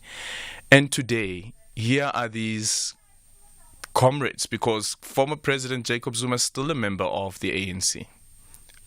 His membership has been suspended, but he's still a member of the ANC. And now you have them battling it out in court over the registration of the MK party. Fascinating watching what happens with politics. Yeah. 0614-104107, and can also drop me an X at Aldrin Sampear. Let's have the conversation. WhatsApp voice notes on 0614 104 107. Good afternoon, Adrian. Do you think Mampisa Ngawula was supposed to be a Minister of Defense? To me, no. She was given an opportunity because his husband was a member of SACP. Look at how he treats other parties. She's very harsh sometimes to other parties who speaking realities against the ANC. And do you think that the president himself, his house will never be raided? Because I think Pala too, it will happen exactly what's happening to Mampisa Ngawula. They are coming, but we'll never see. For now, we look like it's blind. We don't see what's happening about the Pala. It's going to happen exactly what's happening to Mampisa Ngawula. Thank you. Good afternoon, Adrian. It's have a look here. Can you please try to explain me the logic behind how can the ANC seek to deregister the MK, the party that is already participated in by-elections? How is that possible, that you participate in by-election, but you cannot participate in the general election because you have been deregistered because of the so-called party property and so forth? So remember that it is an ongoing case, and the case is only being heard now. So the IEC can now say, because of the case being heard, or the looking at the schedule of the court, therefore they need to stop or suspend their the by-election schedule and the calendar that they have because of the case that is before court. So the IEC, remember, says that the party is legitimately registered as a political party in the country, and that party will also be contesting the 2024 upcoming elections. So if the court finds that the decision by the IEC was wrong, then it means that the MK party will be deregistered as a political party. And now that the voters' roll and the day of the elections have been proclaimed, if the court finds that the decision by the IEC was unlawful, I don't think there will be another opportunity for the MK party to register for these elections. However, maybe they may go to a higher court and challenge it at a higher court, and a higher court could come to a different decision. That is, if the electoral court finds that the decision by the IEC is wrong. But then there's also that question that was dealt with in front of the court around the jurisdiction. Does the electoral court actually have jurisdiction over this particular matter? 0614-104-107. You can also drop me an X at Aldrin Sampear, and our studio line is 086 000 2032. The only talk radio afternoon drive show that makes sense. Beyond the Headline with Aldrin Sampear, right here on SAFM. It is 12 minutes now before 5 o'clock. We speak to Riyad Sampson, who is a Cape Townian train driver. So we chat to him. This is Riyad Sampson, a Cape Townian driver who recently rescued a dog he spotted on the tracks of a busy Southern Line track between Steenberg and Lakeside Railway in Cape Town. Sampson has been hailed as a hero for his efforts, and he joins us now to tell us more about this rescue mission. Riyad, good afternoon. Thank you so much for making time for us. Hi, good afternoon, Aldrin, and to your listeners. So tell us, what happened? Wow, this is quite a fantastic story, man, and quite a good outcome. Yes, on this particular day, on the 18th of March, yes, I was driving from Cape Town to Fischhoek. And my encounter with the dog happened between Steenberg and Lakeside. So it was early morning, around about 6 in the morning. So that would have been dark. Yes, yes, still dark. And on that particular stretch, it's a lakeside. Yeah. So there's a lake between the tracks on both sides of the track. There's a lake. So some mornings it's quite a bit misty that side. But yeah, but it's a nice straight stretch, so you can see quite from far. And you know, as a train driver, you must have good eyesight. Yeah. So there you are on the track between Steenberg and Lakeside. It is misty. It is dark. Then what happens? Well. When I approached Lakeside, I noticed that. It looks like someone that was sitting on the train.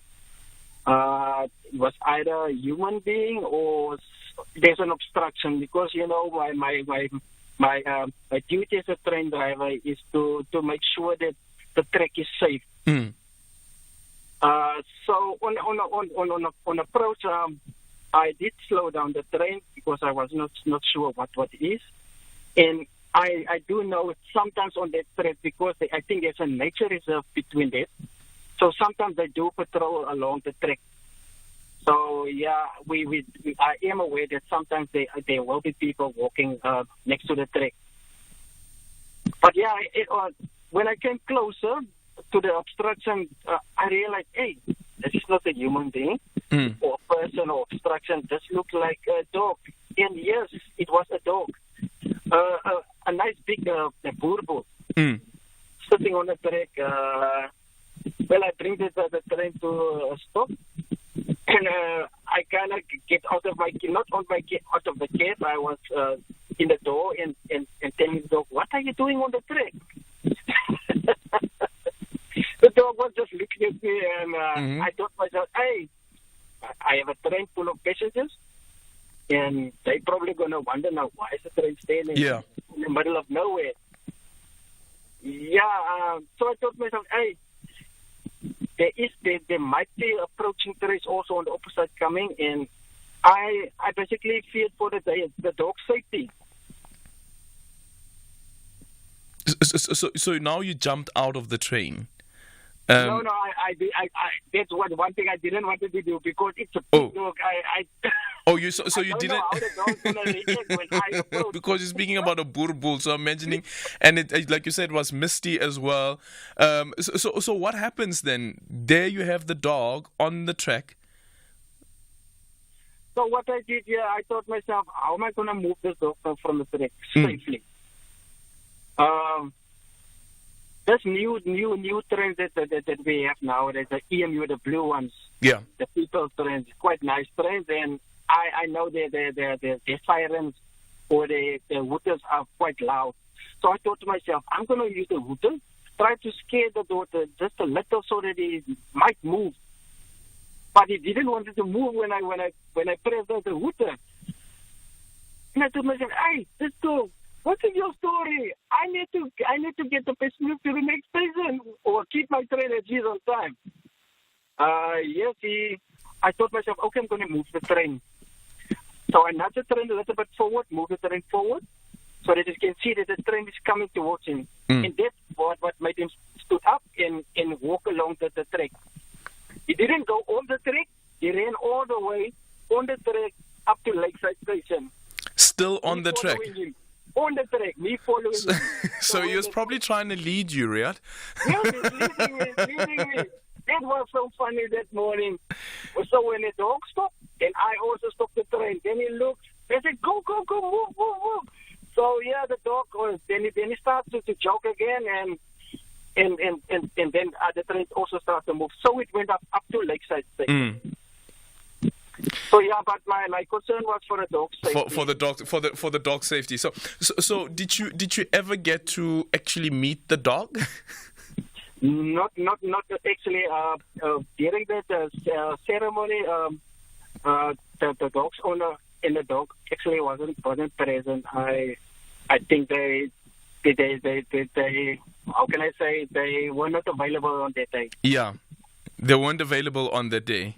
On the day, yeah. I'm sure the dog was on some other track somewhere. It's like, you know what, Riyadh? Yeah, but what happened then? So the passengers that was standing on Lakeside Station, they saw that whole encounter. Yeah. I was train moving, then the train is standing, and then they noticed that it was actually a dog that was leading the train. So those people also on the passengers on the platform were also very helpful, because they actually did start spreading the awareness. So on the groups, telling people that there's a dog on the track, and eventually it got to the neighborhood watch. And the neighborhood watch was the actual heroes who found the dog. Yeah. Yeah. There's an article by Tyler Vafir reflecting on what, for instance, Pause a While, as well as the Cape of Good Hope, had to say about what you've done for this particular dog.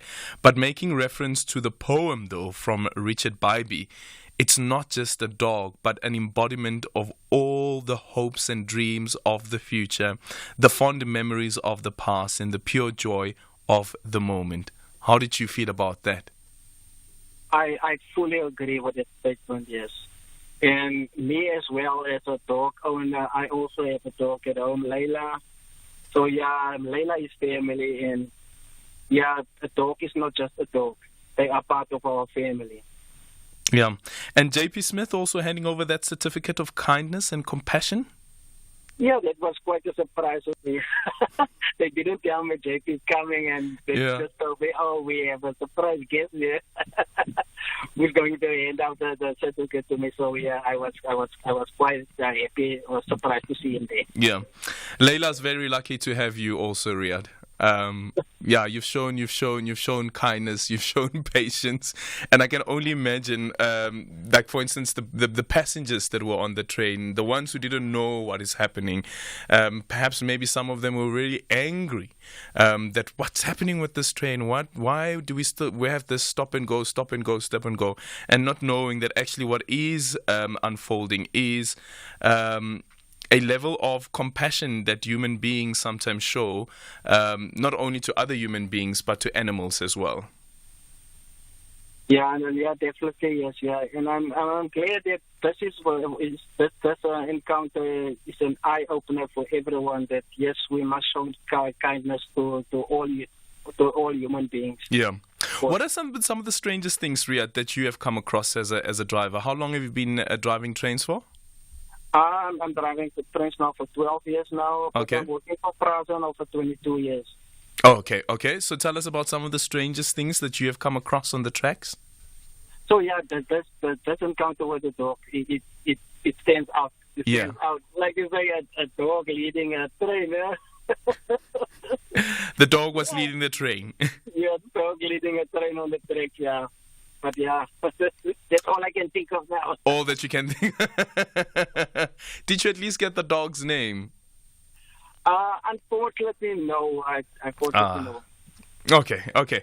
But thank you so much to Riyad Sampson. Really appreciate your time. And once again, I think that your dog Layla is really lucky to have an owner like you. Riyad Sampson, Cape Townian driver there, who drove very, very slow to try and make sure that you try and scare the dog off. But the dog was also steadfast on the track leading up to the Lakeside station. I don't know if any of our listeners witnessed this. If you did, we'd love to hear from you as well. 0614 104 and you can also drop me an X at Aldrin Sampear. Our studio line is 086 000 2032. Conversations that you connect with and react to. SAFM. Good afternoon, Aldrin and listeners. I just want to address ANC leaders. When did you guys forsake yourselves? South Africa is synonymous with corruption because of you. Yes, the corruptors are usually in the private sector, but you guys have enabled the corruptors. When have you forsaken yourselves? Do you wake up when you are in position of leadership and put the country ahead, or do you put your stomachs first? This country is synonymous with corruption because of you guys. Nothing is going to happen to this case of Ngakula. You use state organs to fight your own political battles. You use state organs to cover up your corruption. Esma Khashule's case is still pending before the courts. For how many years now? This matter is also going to pend forever before the courts. When have you forsaken yourselves?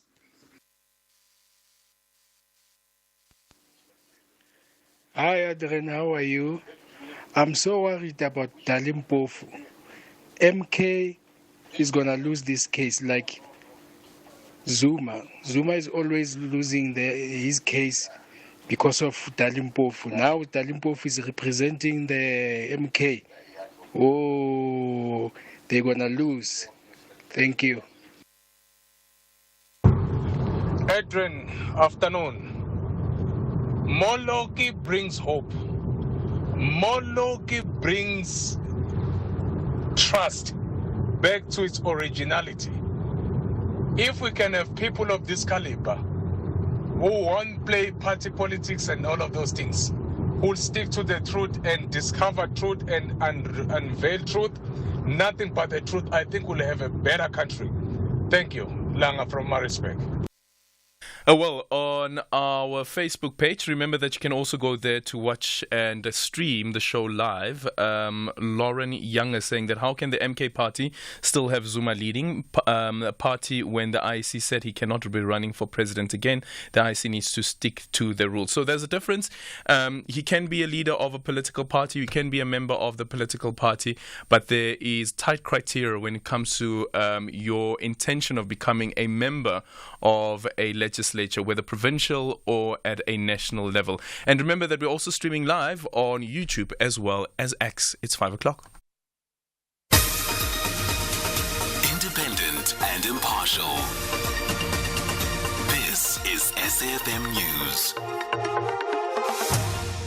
The expropriation bill has passed and judgment reserved in MK court case. Good day to you.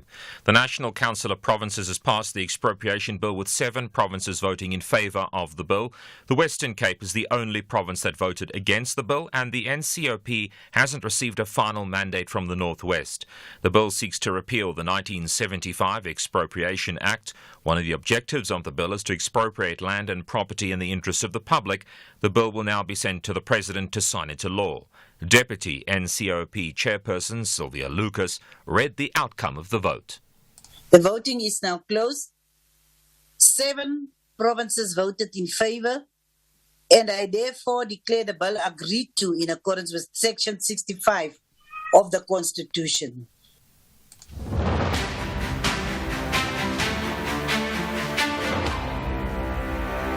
In election news, judgment's been reserved in the ANC MK matter at the Electoral Court in Bloemfontein in the Free State. The ANC Secretary General Fikile Mbalula has told party members that the party would not allow its former leader Jacob Zuma to run off with its assets. He was addressing scores of party members outside the Electoral Court sitting at the Supreme Court of Appeal. He says his party had presented a good case to protect its legacy and prevent Zuma from using the ANC's legacy as his own. President Cyril Ramaphosa says the recommendations made in the state capture report are receiving attention. He was addressing the National Assembly during his oral reply session. These recommendations are currently receiving attention from a number of law enforcement agencies and other bodies. Therefore, as regards the recommendations with respect to criminal investigation and possible prosecution and other actions against individuals, the President has fully acted upon the recommendations of the Commission. The home of the Speaker of the National Assembly, Nosifiwe Mapisa-Nqakula, has been raided by the Investigative Directorate. She's accused of allegedly receiving millions of rands in cash as bribes from a service provider when she was the Defence Minister. NPA spokesperson Mtunzi Maga. The National Prosecuting Authority's Investigating Directorate can confirm that today, the 19th of March 2024, a search and seizure operation was carried out at the home of the current Speaker of Parliament, Ms. Nosifiwe Mapisa-Nqakula, relating to an investigation that is conducted by the NPA's ID. At this stage, the NPA's ID will not be making any further comments. Qatar's Foreign Ministry spokesperson says the head of Israel's intelligence agency Mossad is returning to Israel after holding talks with mediators over a potential ceasefire and the release of hostages in Gaza. Majed Al-Ansari says technical talks are continuing, but a deal was not in sight. I don't think we are at a moment now where we can say that we are close to a deal. We are cautiously optimistic because the talks have resumed, and that is a good thing, and we hope that continues, and we hope to build upon that in the coming days, but it's still too early to announce any successes. Our position is very clear on this. Any operation on Rafah right now will be a humanitarian catastrophe. And therefore, obviously, any escalation on the ground has its bearing on the talks, but such a magnitude will have very serious bearing on the talks themselves. Top story, the National Council of Provinces has passed the expropriation bill with 7 provinces voting in favour of it. That's SAFM News. I'm Greg Khoos. In your sports this hour, Baby Spa Proteas make it 4 out of 4 wins at the 2025 Netball Youth World Cup qualifiers, and Makahleni given the all clear to return to training after collapsing at the weekend. More details at 5:30. SAFM, guiding you through the rush hour traffic. Stay super heavy on the Mike 1 N1 option out of Joburg to Midrand. Today, an earlier bus crash at New Road's been cleared, but it's been quickly replaced by a broken down vehicle just north of Allendale up towards New Road. So the result is very heavy backlogs all the way from Corlett Drive in the Melrose area. Little crash on the side of the N1 South between Malapongwe and Bayers Nordia. That traffic starts to queue from Sunning Hill as you line up down through Four Ways and through the Randburg area. And the R21 is pretty heavy between Clayville and Tembisa. Looks like there may be something on top of the roadworks just before you get to the Olifantsfontein Road off-ramp because it's very heavy. Now, truckers overturned coming out of Kwamashu on the Kwamashu Highway. The road is blocked from Mallandela Road down towards the Duffs Road area. There's a really significant backlog of traffic in that Kwamashu area dealing with that road closure. Crashed in on the N2 South after Gateway, so that's heavy, and there's a breakdown before Gateway going north, so equally backed up north and southbound on the N2 Highway today. Cape Town Marine Drive remains a heavy car park. There was some earlier roadworks out of Dolphin Beach. Looks like they've been lifted, but the traffic queues effectively from about Lagoon Beach, Pardon Island area, all the way through Milnerton, through Sunset Beach, and out towards the Tableview area. The alternative routes are jammed up as well. A lot of traffic sitting on the Coburg Road from Brooklyn Rugby all the way through to Bloberg Road, and others jamming up the N7 alternative run north towards the Malabongwe off-ramp. Rob Byrne, SAFM Traffic. Going beyond the headline with Aldrin Sampear. If your partner decides to go and get a firearm, does that for you also mean it's the end of the relationship? She used to like a drink, and there would be some acrimony. She liked arguing. The moment she got that gun license, I said, I am out of here. I dumped her. I left. That was 2016. He has shown me the gun when we have our second meeting, and I just felt like I kuphelile bafethu isn't. How come you go around carrying a gun and then you are even showing me go to this palm? What does that mean? I'm sorry. My kids are young. Sorry. It's just the way that you phrase that as well. Hashtag SAFMBTH. It is 7 minutes after 5 o'clock. Coming up on the show in this hour, one of the stories that we'll be looking at is alleged corruption and allegations that have been leveled against a German rail technology company, Vossloh AG, which has been implicated in deals with a front company, Sifumbo, rail leasing with 3.5 billion. We'll be in conversation with Raisa Patter, who's a senior investigator at Open Secrets. Then at 5:20, we speak to Rebecca Pala, who is the national spokesperson for the South African National Taxi Council. Could we see an increase in taxi fees? That conversation is coming up at 5:20. 0614 104 107, and you can also drop me an X at Aldrin Sampear. Let's have the conversation. WhatsApp voice notes on 0614 104 107. Adrian, good evening. And your listeners, Douglas from Marcelo. This dog story should be trending. Adrian, make sure that it trends. This is a miracle. It is miraculous. And we have to congratulate the train driver. May God bless him. Amen. Aldrin, how are you? John in Bloemfontein. Aldrin, is the ANC scared of the MK party? Because that's the only conclusion I have from this matter. Because if they're not, then why don't they just let the MK party go to elections as well? What are they scared? Are they scared of the old man's influence? Because to me it's quite clear they are scared. They know very well that man is going to chow their votes. That's the only conclusion I have. Nothing else. We've had many parties opening. Yes, they didn't open with the name Konto or whatever, but is the ANC scared of Zuma? Are they scared of Zuma's influence? It seems that way to me. It seems that way. SAFM values your views. Be an active citizen. You are listening to Aldrin Sampear on SAFM.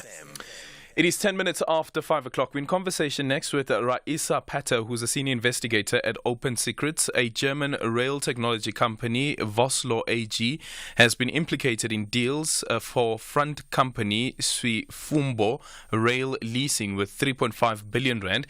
This is part of a series of articles in a Ground Up on corruption at the state-owned passenger rail agency of South Africa, PRASA, from 2012 to 2018. While these deals were deemed corrupted by the Supreme Court of Appeal, both companies have not recouped the monies from the deals, adversely affecting access to passenger rail services for commuters. We now speak to Raisa Patter, who's a senior investigator at Open Secrets. Raisa, good afternoon. Thank you so much for making time for us.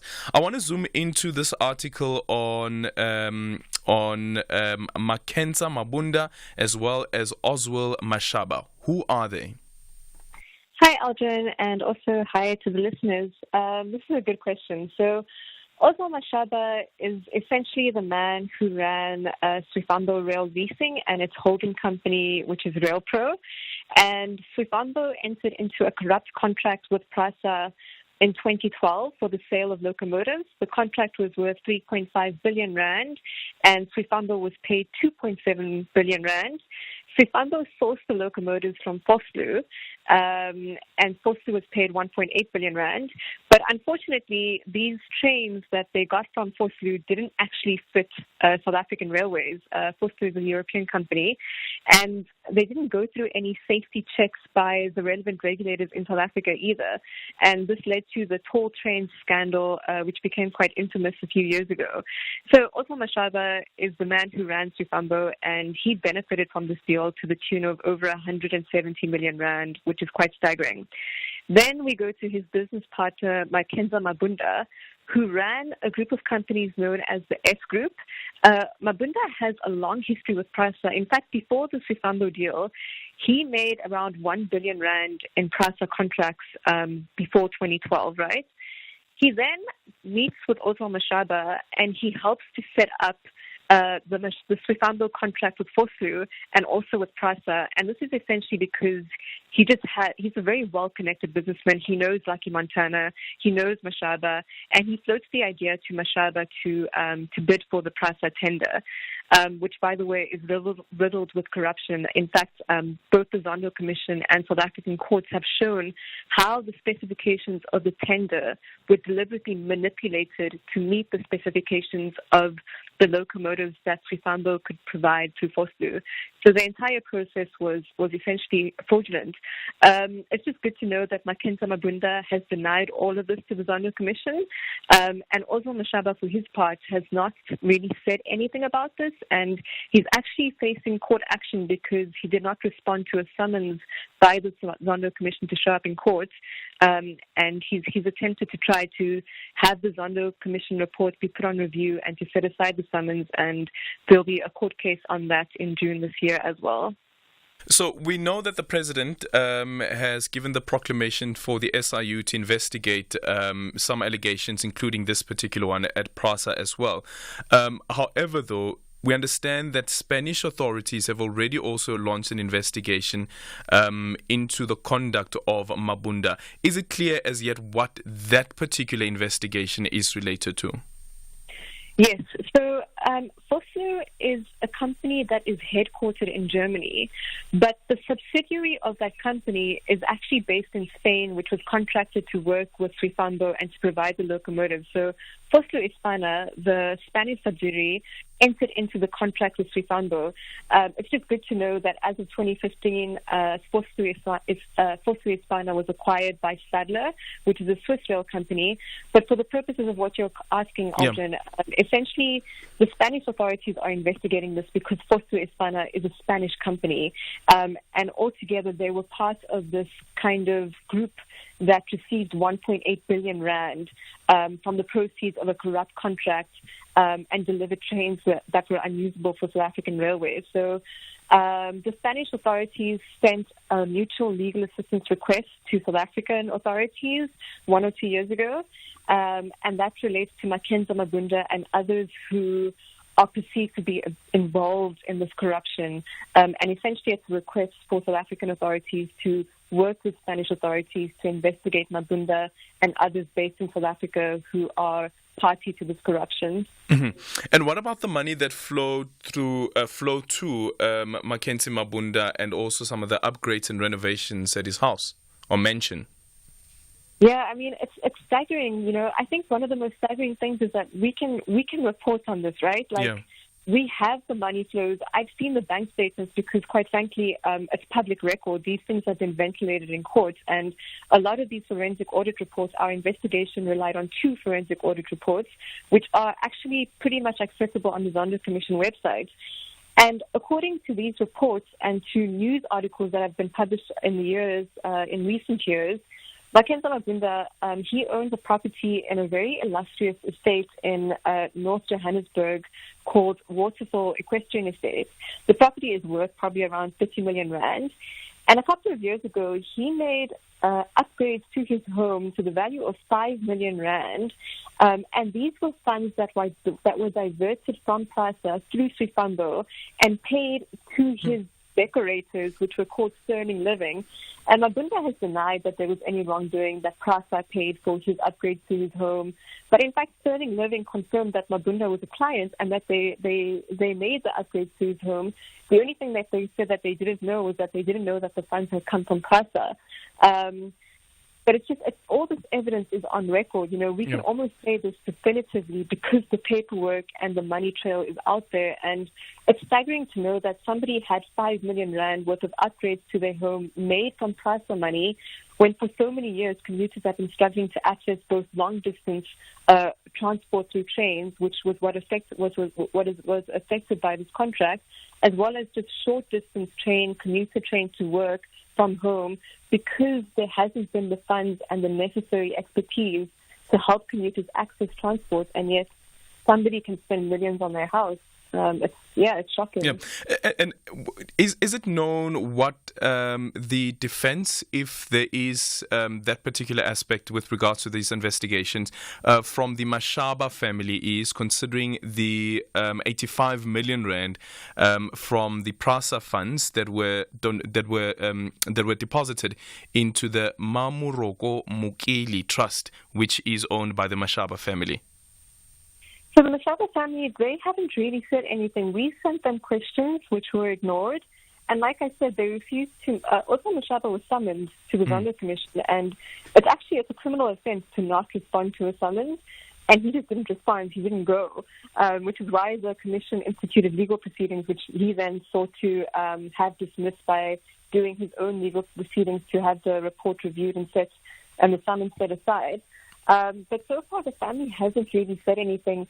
They might have made remarks in a private inquiry related to the liquidation proceedings, but I haven't seen any of that information.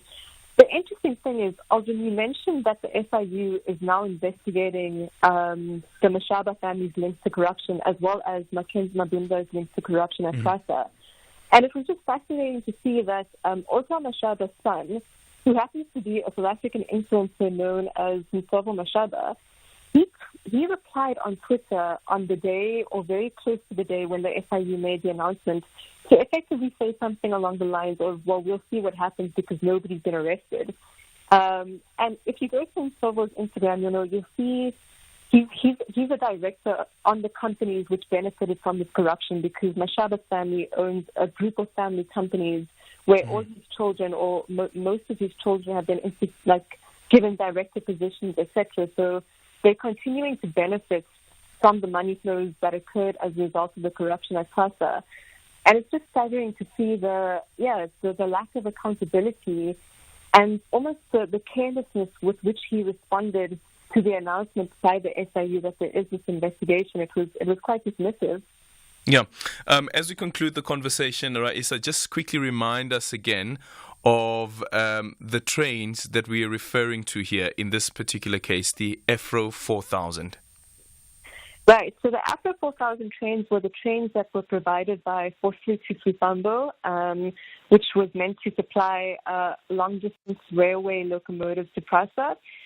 But effectively, the impact of this corruption is that the trains don't fit South African railways. They're too tall. They were made for European rails, and South African rails are not the same as European, right? And I think in around 2020 or 2021, somewhere around there, Prasa was forced to suspend long-distance train travel in South Africa, right? So networks that, for example, run from Joburg to Cape Town were completely suspended. They weren't working. At the end of last year, in December 2023, Prasa announced that it was reopening the route between Joburg and Cape Town and that it expected everything to work smoothly. It was met with a lot of excitement because it was festive season. I remember that. Yeah, but then unfortunately, it didn't work. I mean, there were instances where commuters were left stranded in Wellington and were forced to then buy bus tickets and take a bus from Wellington to Cape Town, which also isn't the safest route of travel or the cheapest in festive season. And then there were also commuters who expected the journey to take maybe a day, and instead it took 3 days because of delays and continuous stops. So, I mean, the impact of this corruption of using 1.8 billion rand to purchase trains that don't work, it has been long-standing, and I think even to date, PRASA hasn't managed to overcome this. And so, yeah, we hope that the SIU will manage to do work, and we also hope that the Hawks will finalize its investigation so that our state services can improve. Finally, PRASA, what are they saying about recouping the money that they've lost through this particular deal? Are they waiting on the SIU investigation, or are they waiting on the SIU actually to recover the money? So PRASA, for its part, the Hawks said a couple of years ago to the Zondo Commission, I think this was around 2020, they said that the investigation was 90% complete.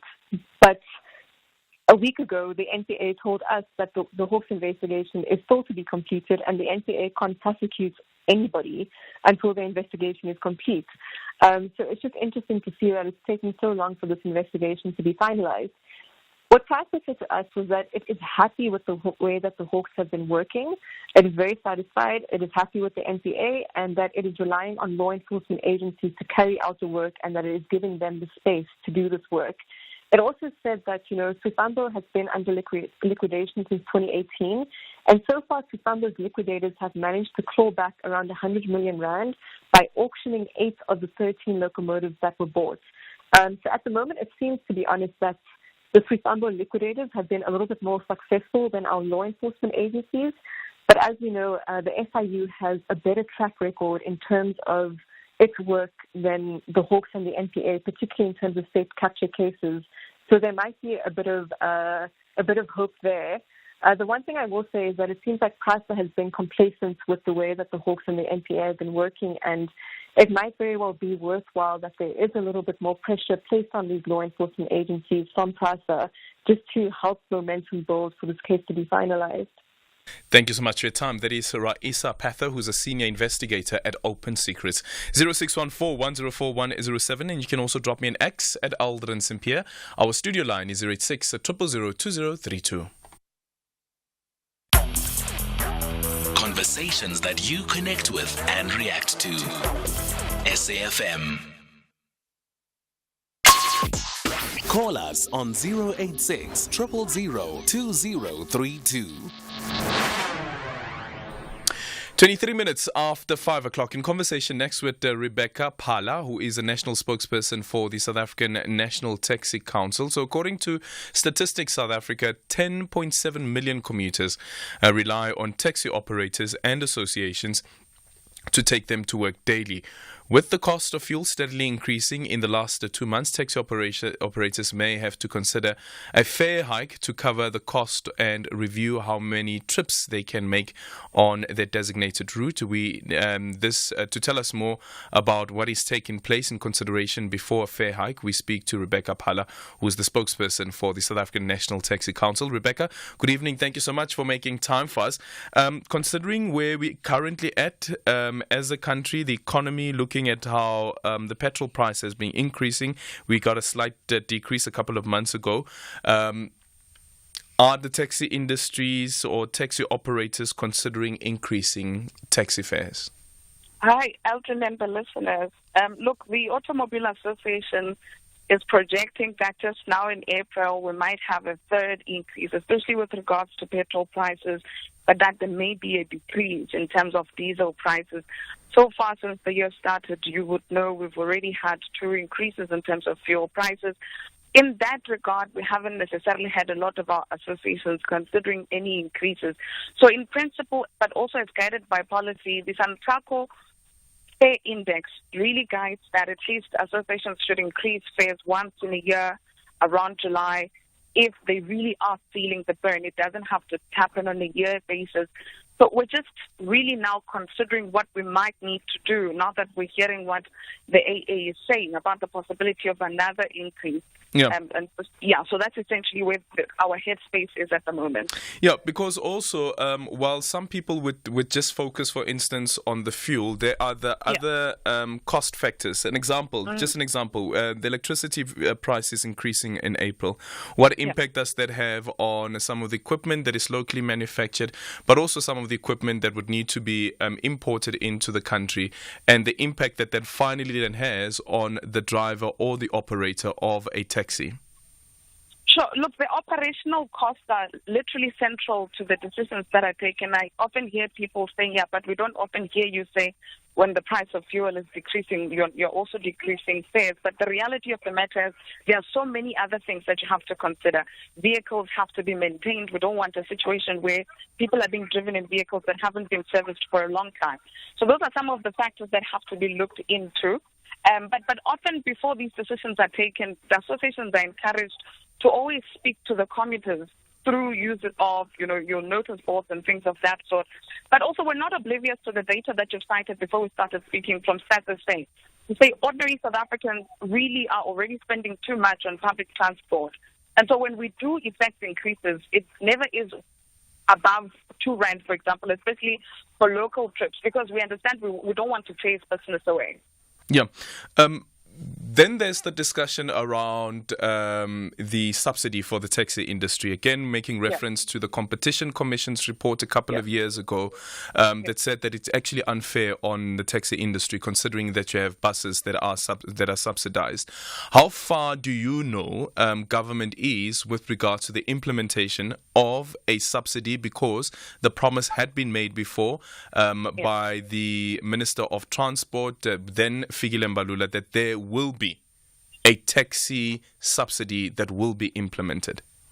As I speak to you now, Aldrin, there is a process that's being undertaken as led by the Department of Transport. They have called out for comments. There is a draft document of policy surrounding the transport subsidy, obviously which central to which is the taxi sector. That is being undertaken. All of our provinces have been urged to make their submissions, and I'm in an engagement that I just had to step out of now. That very issue is also being discussed. The deadline is the 31st of March. We're looking at the draft document quite succinctly, but I think at least there is a draft. There's something that we're working with, unlike when we could have spoken maybe 2 months back, where we would still be saying we don't know where we're headed. So at least there seems to be that document. We can only hope that once we've factored in our views, one, they will be considered, but also that some action will start to happen, because you're quite right. That as we operate now, we are severely being, disadvantaged when you compare to those that are in rail as well as those that are in the busing sector. Finally, with that said, if there is going to be a subsidy that comes from the state, would the taxi operators then say there should be a central body where there is a level of transparency that goes into how a taxi fare is decided upon? A body that would say, okay, so considering what's happening in the economy and considering the impact that the increasing fuel price is having on transportation, this is what we are proposing that taxi fares should increase by. Perhaps maybe it's a percentage point that is then rounded off to a specific figure in terms of rands and cents. Sure, we want it to be as centralized as possible. You would know that Santaco now, compared to some years back, we're no longer just speaking on behalf of mini or minibus operators. We also have meter taxis that have joined us.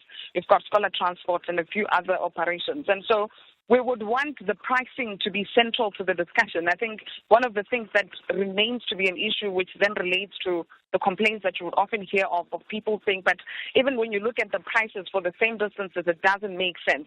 We're going to need a body that is independent, one that will make sure that things make sense in accordance with your size of the vehicle, the kind of fuel that needs to be for a vehicle to be using. So those are some of the things that are going to be very integral, so that whilst we have that subsidy, it doesn't further divide us, but rather equalizes the playing field. Okay, thank you so much for your time. That is Rebecca Phala, who is the national spokesperson of the South African National Taxi Council. 0614104107. You can also drop me an X at Aldrin Sampear, and our studio line is 086 000 2032. Looking now at the news headlines at 5:30 p.m, the ANC Secretary General says whether the ANC wins or loses in its bid to wrestle back the Mkhonto we Sizwe name from its former president and the face of MK Party, Jacob Zuma, it is not the end. The NCOP's passed the expropriation bill with 7 provinces voting in favour of it. And the federal police in Brazil have indicted the former president, Jair Bolsonaro, for suspected fraud about his COVID vaccination. More on that story and other news at 6 o'clock. SAFM guiding you through the rush hour traffic. A very heavy backlog if you're leaving Pretoria en route to the airport. It's not the roadworks, but it's now a crash on the R21 before you get to Olifantsfontein Road. That's a very heavy backlog. Make sure you've got plenty of time to get through that for your flight connections. Another breakdown on the M1 North at New Road.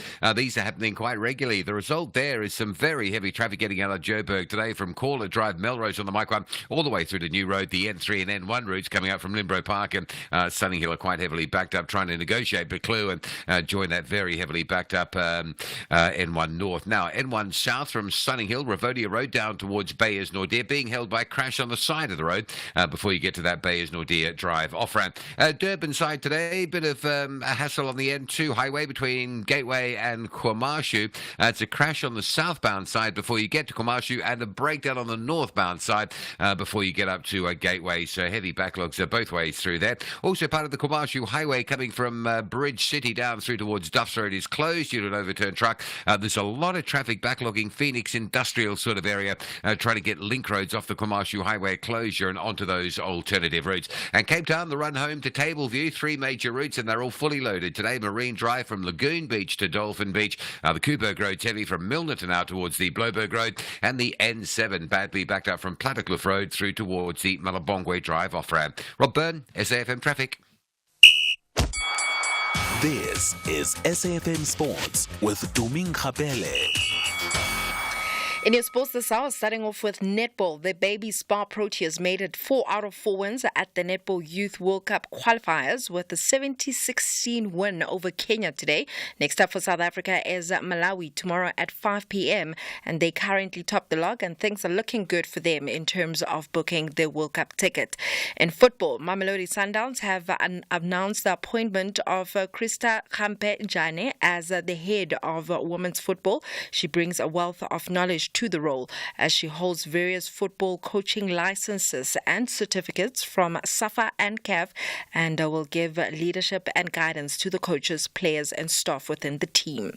Meanwhile, Bafana Bafana head coach Hugo Bruce says that he hasn't shut the door on Lyle Foster and that he will keep trying to see if he can represent the country again. Foster who has been struggling with mental problems, underwent surgery in February for a chronic issue but returned to Burnley's lineup last week. Meanwhile, Bruce has shared an update on his meeting with PSL chairman Dr. Irvin Khoza. No, I had a meeting with Mr. Khoza, but I understand what he said on that meeting, so it was not a long meeting, but he said, look, I'm just representing 16 professional teams, and I don't want to have this discussion of this meeting only with you and me. I think it's much better that other people are also there where we meet each other. Because I can't, not on my own, take decisions or speak for them. So we postponed the meeting, and we will have the meeting when I went back after Easter in South Africa, so it will be at the end of April.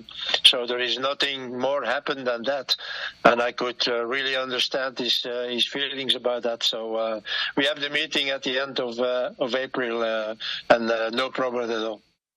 Elsewhere, Orlando Pirates midfielder Makahleni Makaula has been given the all-clear to return to training after collapsing against Hungry Lions at the weekend. Makaula went down on the pitch just before halftime, lost consciousness and needed to be resuscitated by the Pirates medical team and paramedics. He was rushed to the hospital immediately after the game, and Coach Jose Rivero had explained that it was a difficult situation for everyone on the team. However, they are happy that he is back healthy again. Then new Manchester United part owner Sir Jim Ratcliffe says that he would rather unearth the next Kylian Mbappe for the club rather than spend a fortune on the France forward. Ratcliffe wants to move away from the approach of trying to buy success as it has been under the Glazers. The Red Devils have spent more than £1 billion on signings since Sir Alex Ferguson retired, but are still struggling to challenge for the Premier League title. The closest was under Ole Gunnar Solskjaer shy in the 2021-2022 season. In rugby, Steven Kishoff is set to return to the Cape Town Stadium for the first time since leaving the Stormers after being named in Ulster's 30-man squad for their 2-match URC tour. Ulsters will take on the Stormers at Cape Town Stadium on the 30th of March after opening their tour against the Sharks this Saturday in Durban. It will be the first time that Kishoff takes on the Stormers, where he started his professional career as a teenager in 2011. Ending things off with cricket, Australia have withdrawn from their men's T20 series against Afghanistan in August because of continued restrictions on women and girls in the country under the ruling Taliban. The 3-match series was scheduled to take place in the United Arab Emirates. Cricket Australia says government advice is that conditions for women and girls are getting worse. It is the third time Australia has declined to play Afghanistan since the Taliban returned to power in 2021. A one-off test match in September 2021 and a 3-match men's one-day series in March 2023 was also cancelled. However, Australia will continue to play Afghanistan in tournaments. On that note, it is a wrap from my side. Ke nna Tumi Nkgapele. Modimo ke yo. Economic news on SAFM. Facts and figures you can count on. And it is time for a MoneyWeb market update with Jimmy Moyaha. Jimmy, good evening. Welcome to the show. Also looking at Remgro's reported results. Good evening, Aldrin. Good evening to me, and good evening to the listeners. Yes, Remgro reported their interim results for the 6 months ended December. We're going to reflect on those. I'm going to speak to the chief financial officer there. They're quite a diversified business there, and for those that aren't aware, they own 50% of the Blue Bulls in Pretoria. So that's quite an interesting acquisition or addition to their business. They also recently, in the last financial period, sold off their Distel interests to Heineken Beverages South Africa, in part for return of new shareholding in Cape Vin and those sorts of things. So there have been quite a few developments in the Remgro stable over the last little bit. So I'm going to reflect on that with the CFO and see how that's been playing out. We're going to speak to the head of trading at Unum Capital around the FSCA's regulation. The FSCA has finally started approving those CASP licenses, those crypto asset service providers licenses, and I'm speaking to an approved license holder who was approved just today. There were a couple of them on that list of 59 that I mentioned that were approved. So I'm going to be getting a sense of what that means for the crypto landscape, what that means for investors wanting to dabble in the crypto space with regulated providers in South Africa. And then we've got a conversation with a senior economist at Nedbank around the global picture, the Chinese picture. We got Chinese data out on Monday. We also had Japanese interest rate decisions. We saw the Japanese bank, or the Bank of Japan rather, increasing interest rates for the first time in 17 years. And by increasing, they've effectively just moved from negative interest rates to zero. It doesn't seem like much, but it is a monumental step for them. They were the last country that had negative interest rates prior to this increase. So we're going to look at that. We're going to look at China. We're going to look at how that all plays into the South African economy and just a global focus around all of that. And then, because it's Property Tuesday, we have a look at a property company called Liberty 2 Degrees. They recently achieved something.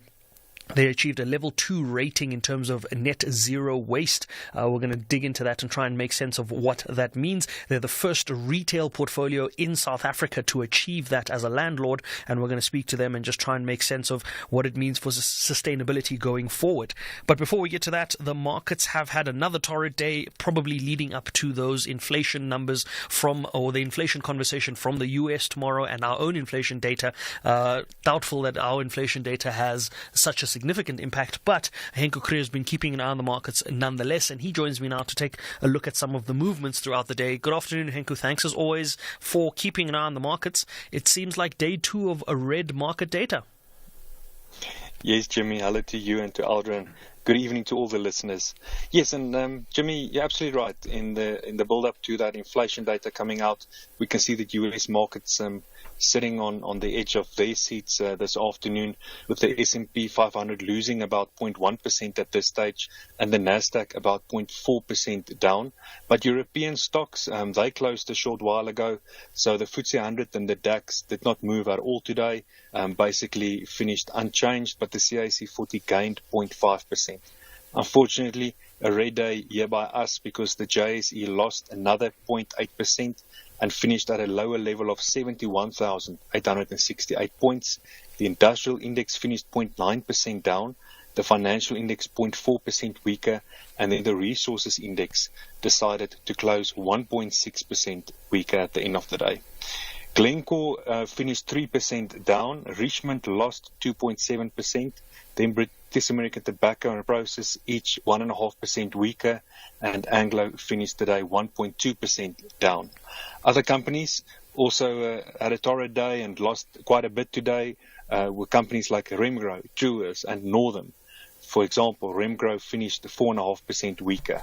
Truworths lost 4%, Northam as well as Sibanye-Stillwater each 3.5% down, and Vodacom and Harmony each lost 2.5% today.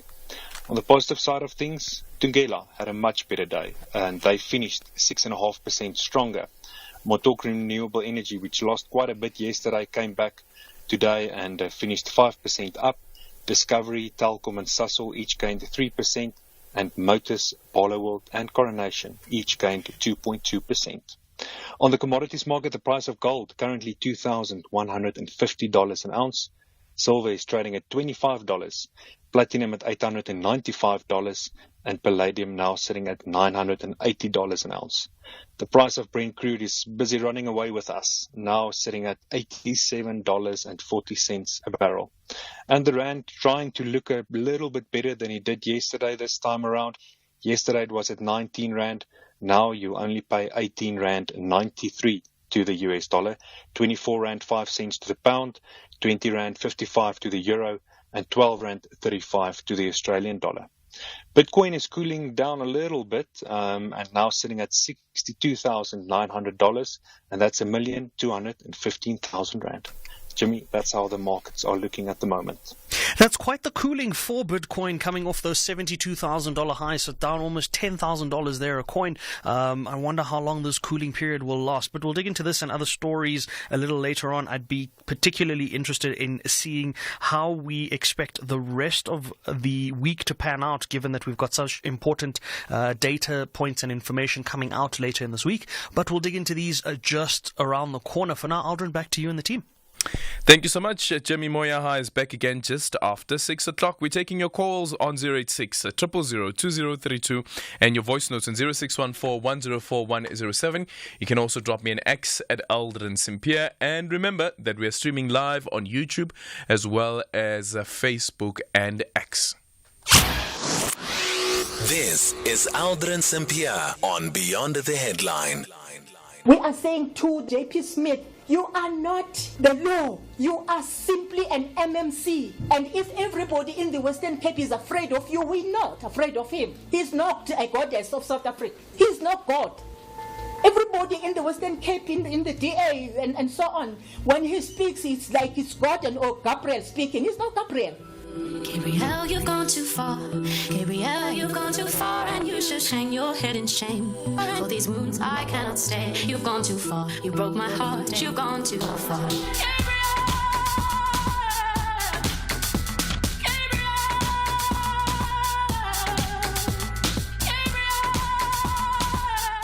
This is Aldrin Sampear on Beyond the Headline. Call us on 086 000 2032. And let's go to the line on 086 000 2032. We're starting off with David, who's joining us from Pimville. Good evening.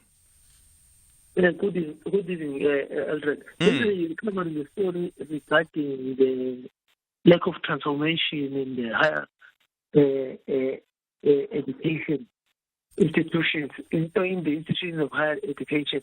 My question is, to me, I thought maybe We'll also try to find out the role of the minister in this whole thing, and also to check as to what has it done in ensuring that there is transformation, as well as the issue of preference of immigrants against the local academics who are not considered for position. Because for me, I think the minister should be playing a role. If he's not playing his role, we must find out as to why.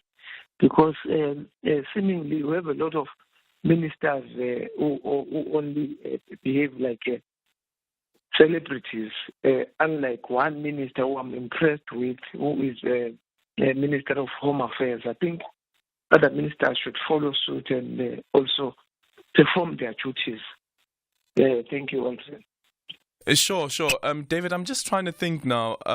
If I'm not mistaken, and I could be wrong on this one, universities are autonomous. You may refer to them as public universities, but they're autonomous. So the councils would be making certain decisions that don't necessarily have to go through the minister. Yeah, that's what I was checking, is to check whether he has any role to play in this matter. If he has powers, then what has he done in terms of ensuring that local academics, especially black people, are considered for senior positions? Because I heard it's about 13% immigrants that are employed. And there's less number for local people. Local people are a bit higher. However, though, the Employment Equity report points that out as a concern, that you have so many number of foreign nationals that are in top management positions in universities. Okay, thank you so much. I wish someone can tell us whether the minister has a role or not. Yeah, hopefully there's somebody who's able to do that. Thank you, David from Pimville. JCK is joining us from Musina. Good evening. Hi, good evening, Aldrin. Are you well? I'm good, Thanks. Welcome. Good. I hope now you know all the corners of African newsroom. Not yet. Not yet. I don't have time to move around the corridors, but maybe one day. Let's move around. In case of fire, what are you going to do? Run for the exit. Good evening. Welcome. So you want to speak about lifestyle audits? Yeah, this lifestyle audit. You know, China, is it China? Where if they check lifestyle audit, if you live beyond your means, you're being killed or what. I think it's China. You know, I don't understand. And then I was not convinced by what the president was saying. Because the president said this, I think it was many years back, about 6 years, 5 years back. Yeah, about 6 years ago, they're going to implement lifestyle audit. You know, if by then they said they are going to implement lifestyle audit and they implemented it, South Africa would have been a better place today, I'm telling you. Because those crooks are living beyond their means. Are you there, Aldrin? Yeah, I'm still here. Yeah, the crooks are living beyond their means, to tell you the honest fact. And mind you, our children's future are stolen by those crooks. You know, you earn 20,000, but you are living a lifestyle of 500,000. Then you've got a house, there is a room which full of shoes, a room for a shoes. What is that? And then you said it's the government of the people by the people. Something is not like that. They must tell us where are they getting that money to do everything. What. They must tell us where are getting those money. And if they are found guilty, those people must be charged. And then South Africa will be a better place. Let me rest make it for now. Thank you so much, JCK, joining us from Musina. Paul is joining us from East London. Good evening. Mr. Aldrin, hi, yes, sir. Welcome. I'm well, thanks. Thank you. I like you when you say Pendulambuzo Baba. Okay. I don't know why you don't play. You don't play anymore that. Oh, we did. We just played it. We did play it, right? Pendulumbuzo. Yeah. Welcome, Paul. You know what? You know what I was saying. You know how old did Mr. Jacob Zuma is now? 87, 88. How old is he? I think, isn't it 81, if I'm not mistaken? But I'll quickly check. Yeah. Okay. Let's say he win this tape. So the time when the he's 81 years old. He will be 90 something. and then come another term is 100 and something. Don't you think that the neuron fibers, they will be already dead by that time? As a South African, we must elect a person with integrity, a person that has Ubuntu, a person that he will represent as he feels deep in his heart. The so-called advocate, he was saying, he was even using the hospital language that this old man is critical. You understand? So he better to stay home to enjoy his pension. I still remember the advocate said something like that. Maybe my ears, they are not hearing quite well because I'm also old. Yeah. But he said so. Aldrin, this country, it's full of favoritism. If you are not favored, you will never do anything. If you are favored, or even if you do something wrong, still they will favor you. I rest my case. Thank you, Aldrin. Thank you. Paul there from East London. 0614-104-107. And you can also drop me an X at Aldrin Sampear. Our studio line is 086 000 2032. The SABC TV Licenses Winner Holiday Experience competition has finally come to an end. And we are pleased to announce that Thabo Batye is the overall winner who will be jetting off to Coachella in April with his girlfriend. I don't even know what to say. Thabo entered the Winner Holiday Experience with SABC TV Licenses competition last year when it was running between 1 September and the 15th of December. He simply paid his TV license while he was at his grandmother's house in Kimberley, and he was hoping to win a PlayStation at the time. Little did he know that he would win the grand prize to either Coachella or the Bundesliga in Germany. Thabo obviously chose Coachella. Congratulations, Thabo. You are proof that paying your TV license really is the right thing to do. SABC TV Licenses. Pay yours. Make a difference. Think bigger than just a banking partner. Think a team of specialized experts supporting you to make better financial decisions to enable your growth aspirations. Think a strategic partnership providing indispensable advice to help you make the right moves. Think bigger. Think Nedbank Commercial Banking. For more information, visit nedbank.co.za. See money differently. Nedbank. We're a licensed FSP and registered credit provider. The African youth netballers have gathered at the Rembrandt Hall at the University of Pretoria. This is the 2025 Regional Qualifiers Africa. The journey to the Netball World Youth Cup Gibraltar 2025. Catch the glittering action of the 2025 Regional Qualifiers Africa from 17 to 23 March live on SABC Sport on DTT Channel 4. Also available on SABC Plus and SABCSport.com. Proudly brought to you by SABC Sport. For the love of the game.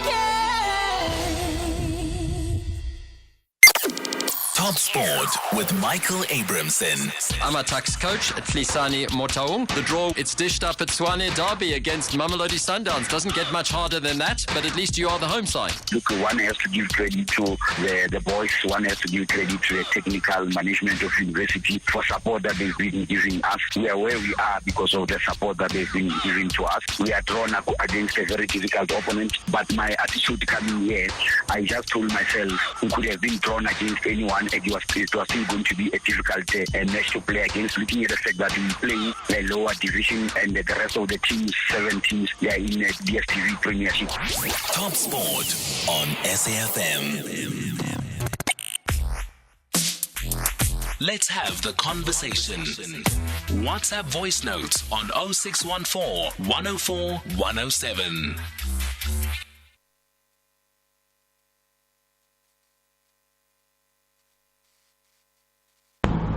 Hi, Aldrin. Your guest there speaks about the taxi fare they consider maintenance. What maintenance? I can just cite one example. Faraday Taxi, I don't know if it's association, but there's Faraday Taxi Association that they're almost 99% of their vehicle are not roadworthy.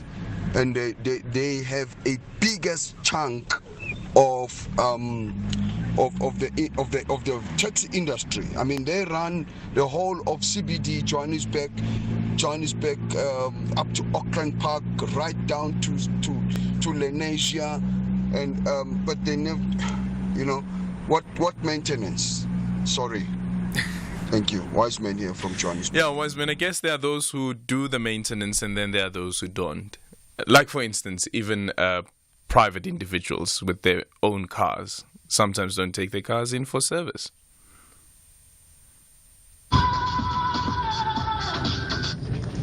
Hi, Mr. Aldrin. Mr. Aldrin, look, man, can you please get some legal aspect on this matter? Tell me, what is the accountability for attorneys, lawyers who present like their clients? Like, for instance, I was reading the story of Prophet Shepard Bashiri, that the lawyer that he hired, that lady Van Heeden or something,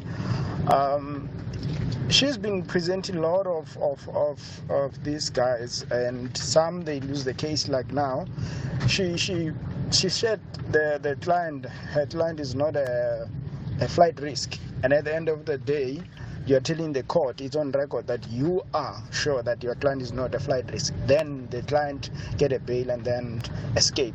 So what accountability is it on lawyers? I don't think they have any accountability, because if the client instructs and says that I will adhere to my bail conditions, it is that particular individual that is appearing before court. I don't think that there's any responsibility that's borne by the lawyer, who's only a representative. Good afternoon, Abu Aldrin. It's Frederick Shaka here in Free State, heading to Western Cape. Abu Aldrin, the question is, when is the salary of the people going up? When are we going to address the issue of fuel prices and crime in this country? Because the leaders, they are just worried about which position they want, who is corrupt, who is not corrupt. When are we going to address the issue of fuel prices, Abu Aldrin? The tax owners and the tax bosses, the tax drivers, they are not the enemy here. SAFM values your views. Be an active citizen. We've come to the end of our voyage. Thank you so much for choosing Flight SAFM BTH 326 with me, Aldrin Sampear. Today we are playing out with Yvonne Chaka Chaka, Motherland, and our parting shot is from Zig Ziglar, who once said, the first step to getting what you want is to have the courage to get rid of what you don't need. And TK from Durban is reading our credits this evening. Just like that, a beautiful voyage has ended. What a wonderful cruise we had. Yeah, it was quite an experience. As always, we had our reliable team. Kanya, Temba, Dumi, Sia, Charles, Vusi, and one and only captain, my captain, Mr. Aldrin Sampear. Just stay tuned for another episode tomorrow from TK in Durban. Aldrin Sampear on Beyond the Headline. Indeed, we're back again tomorrow. Remember to love each other and lead with compassion. Tot ziens. Enjoy the rest of the evening.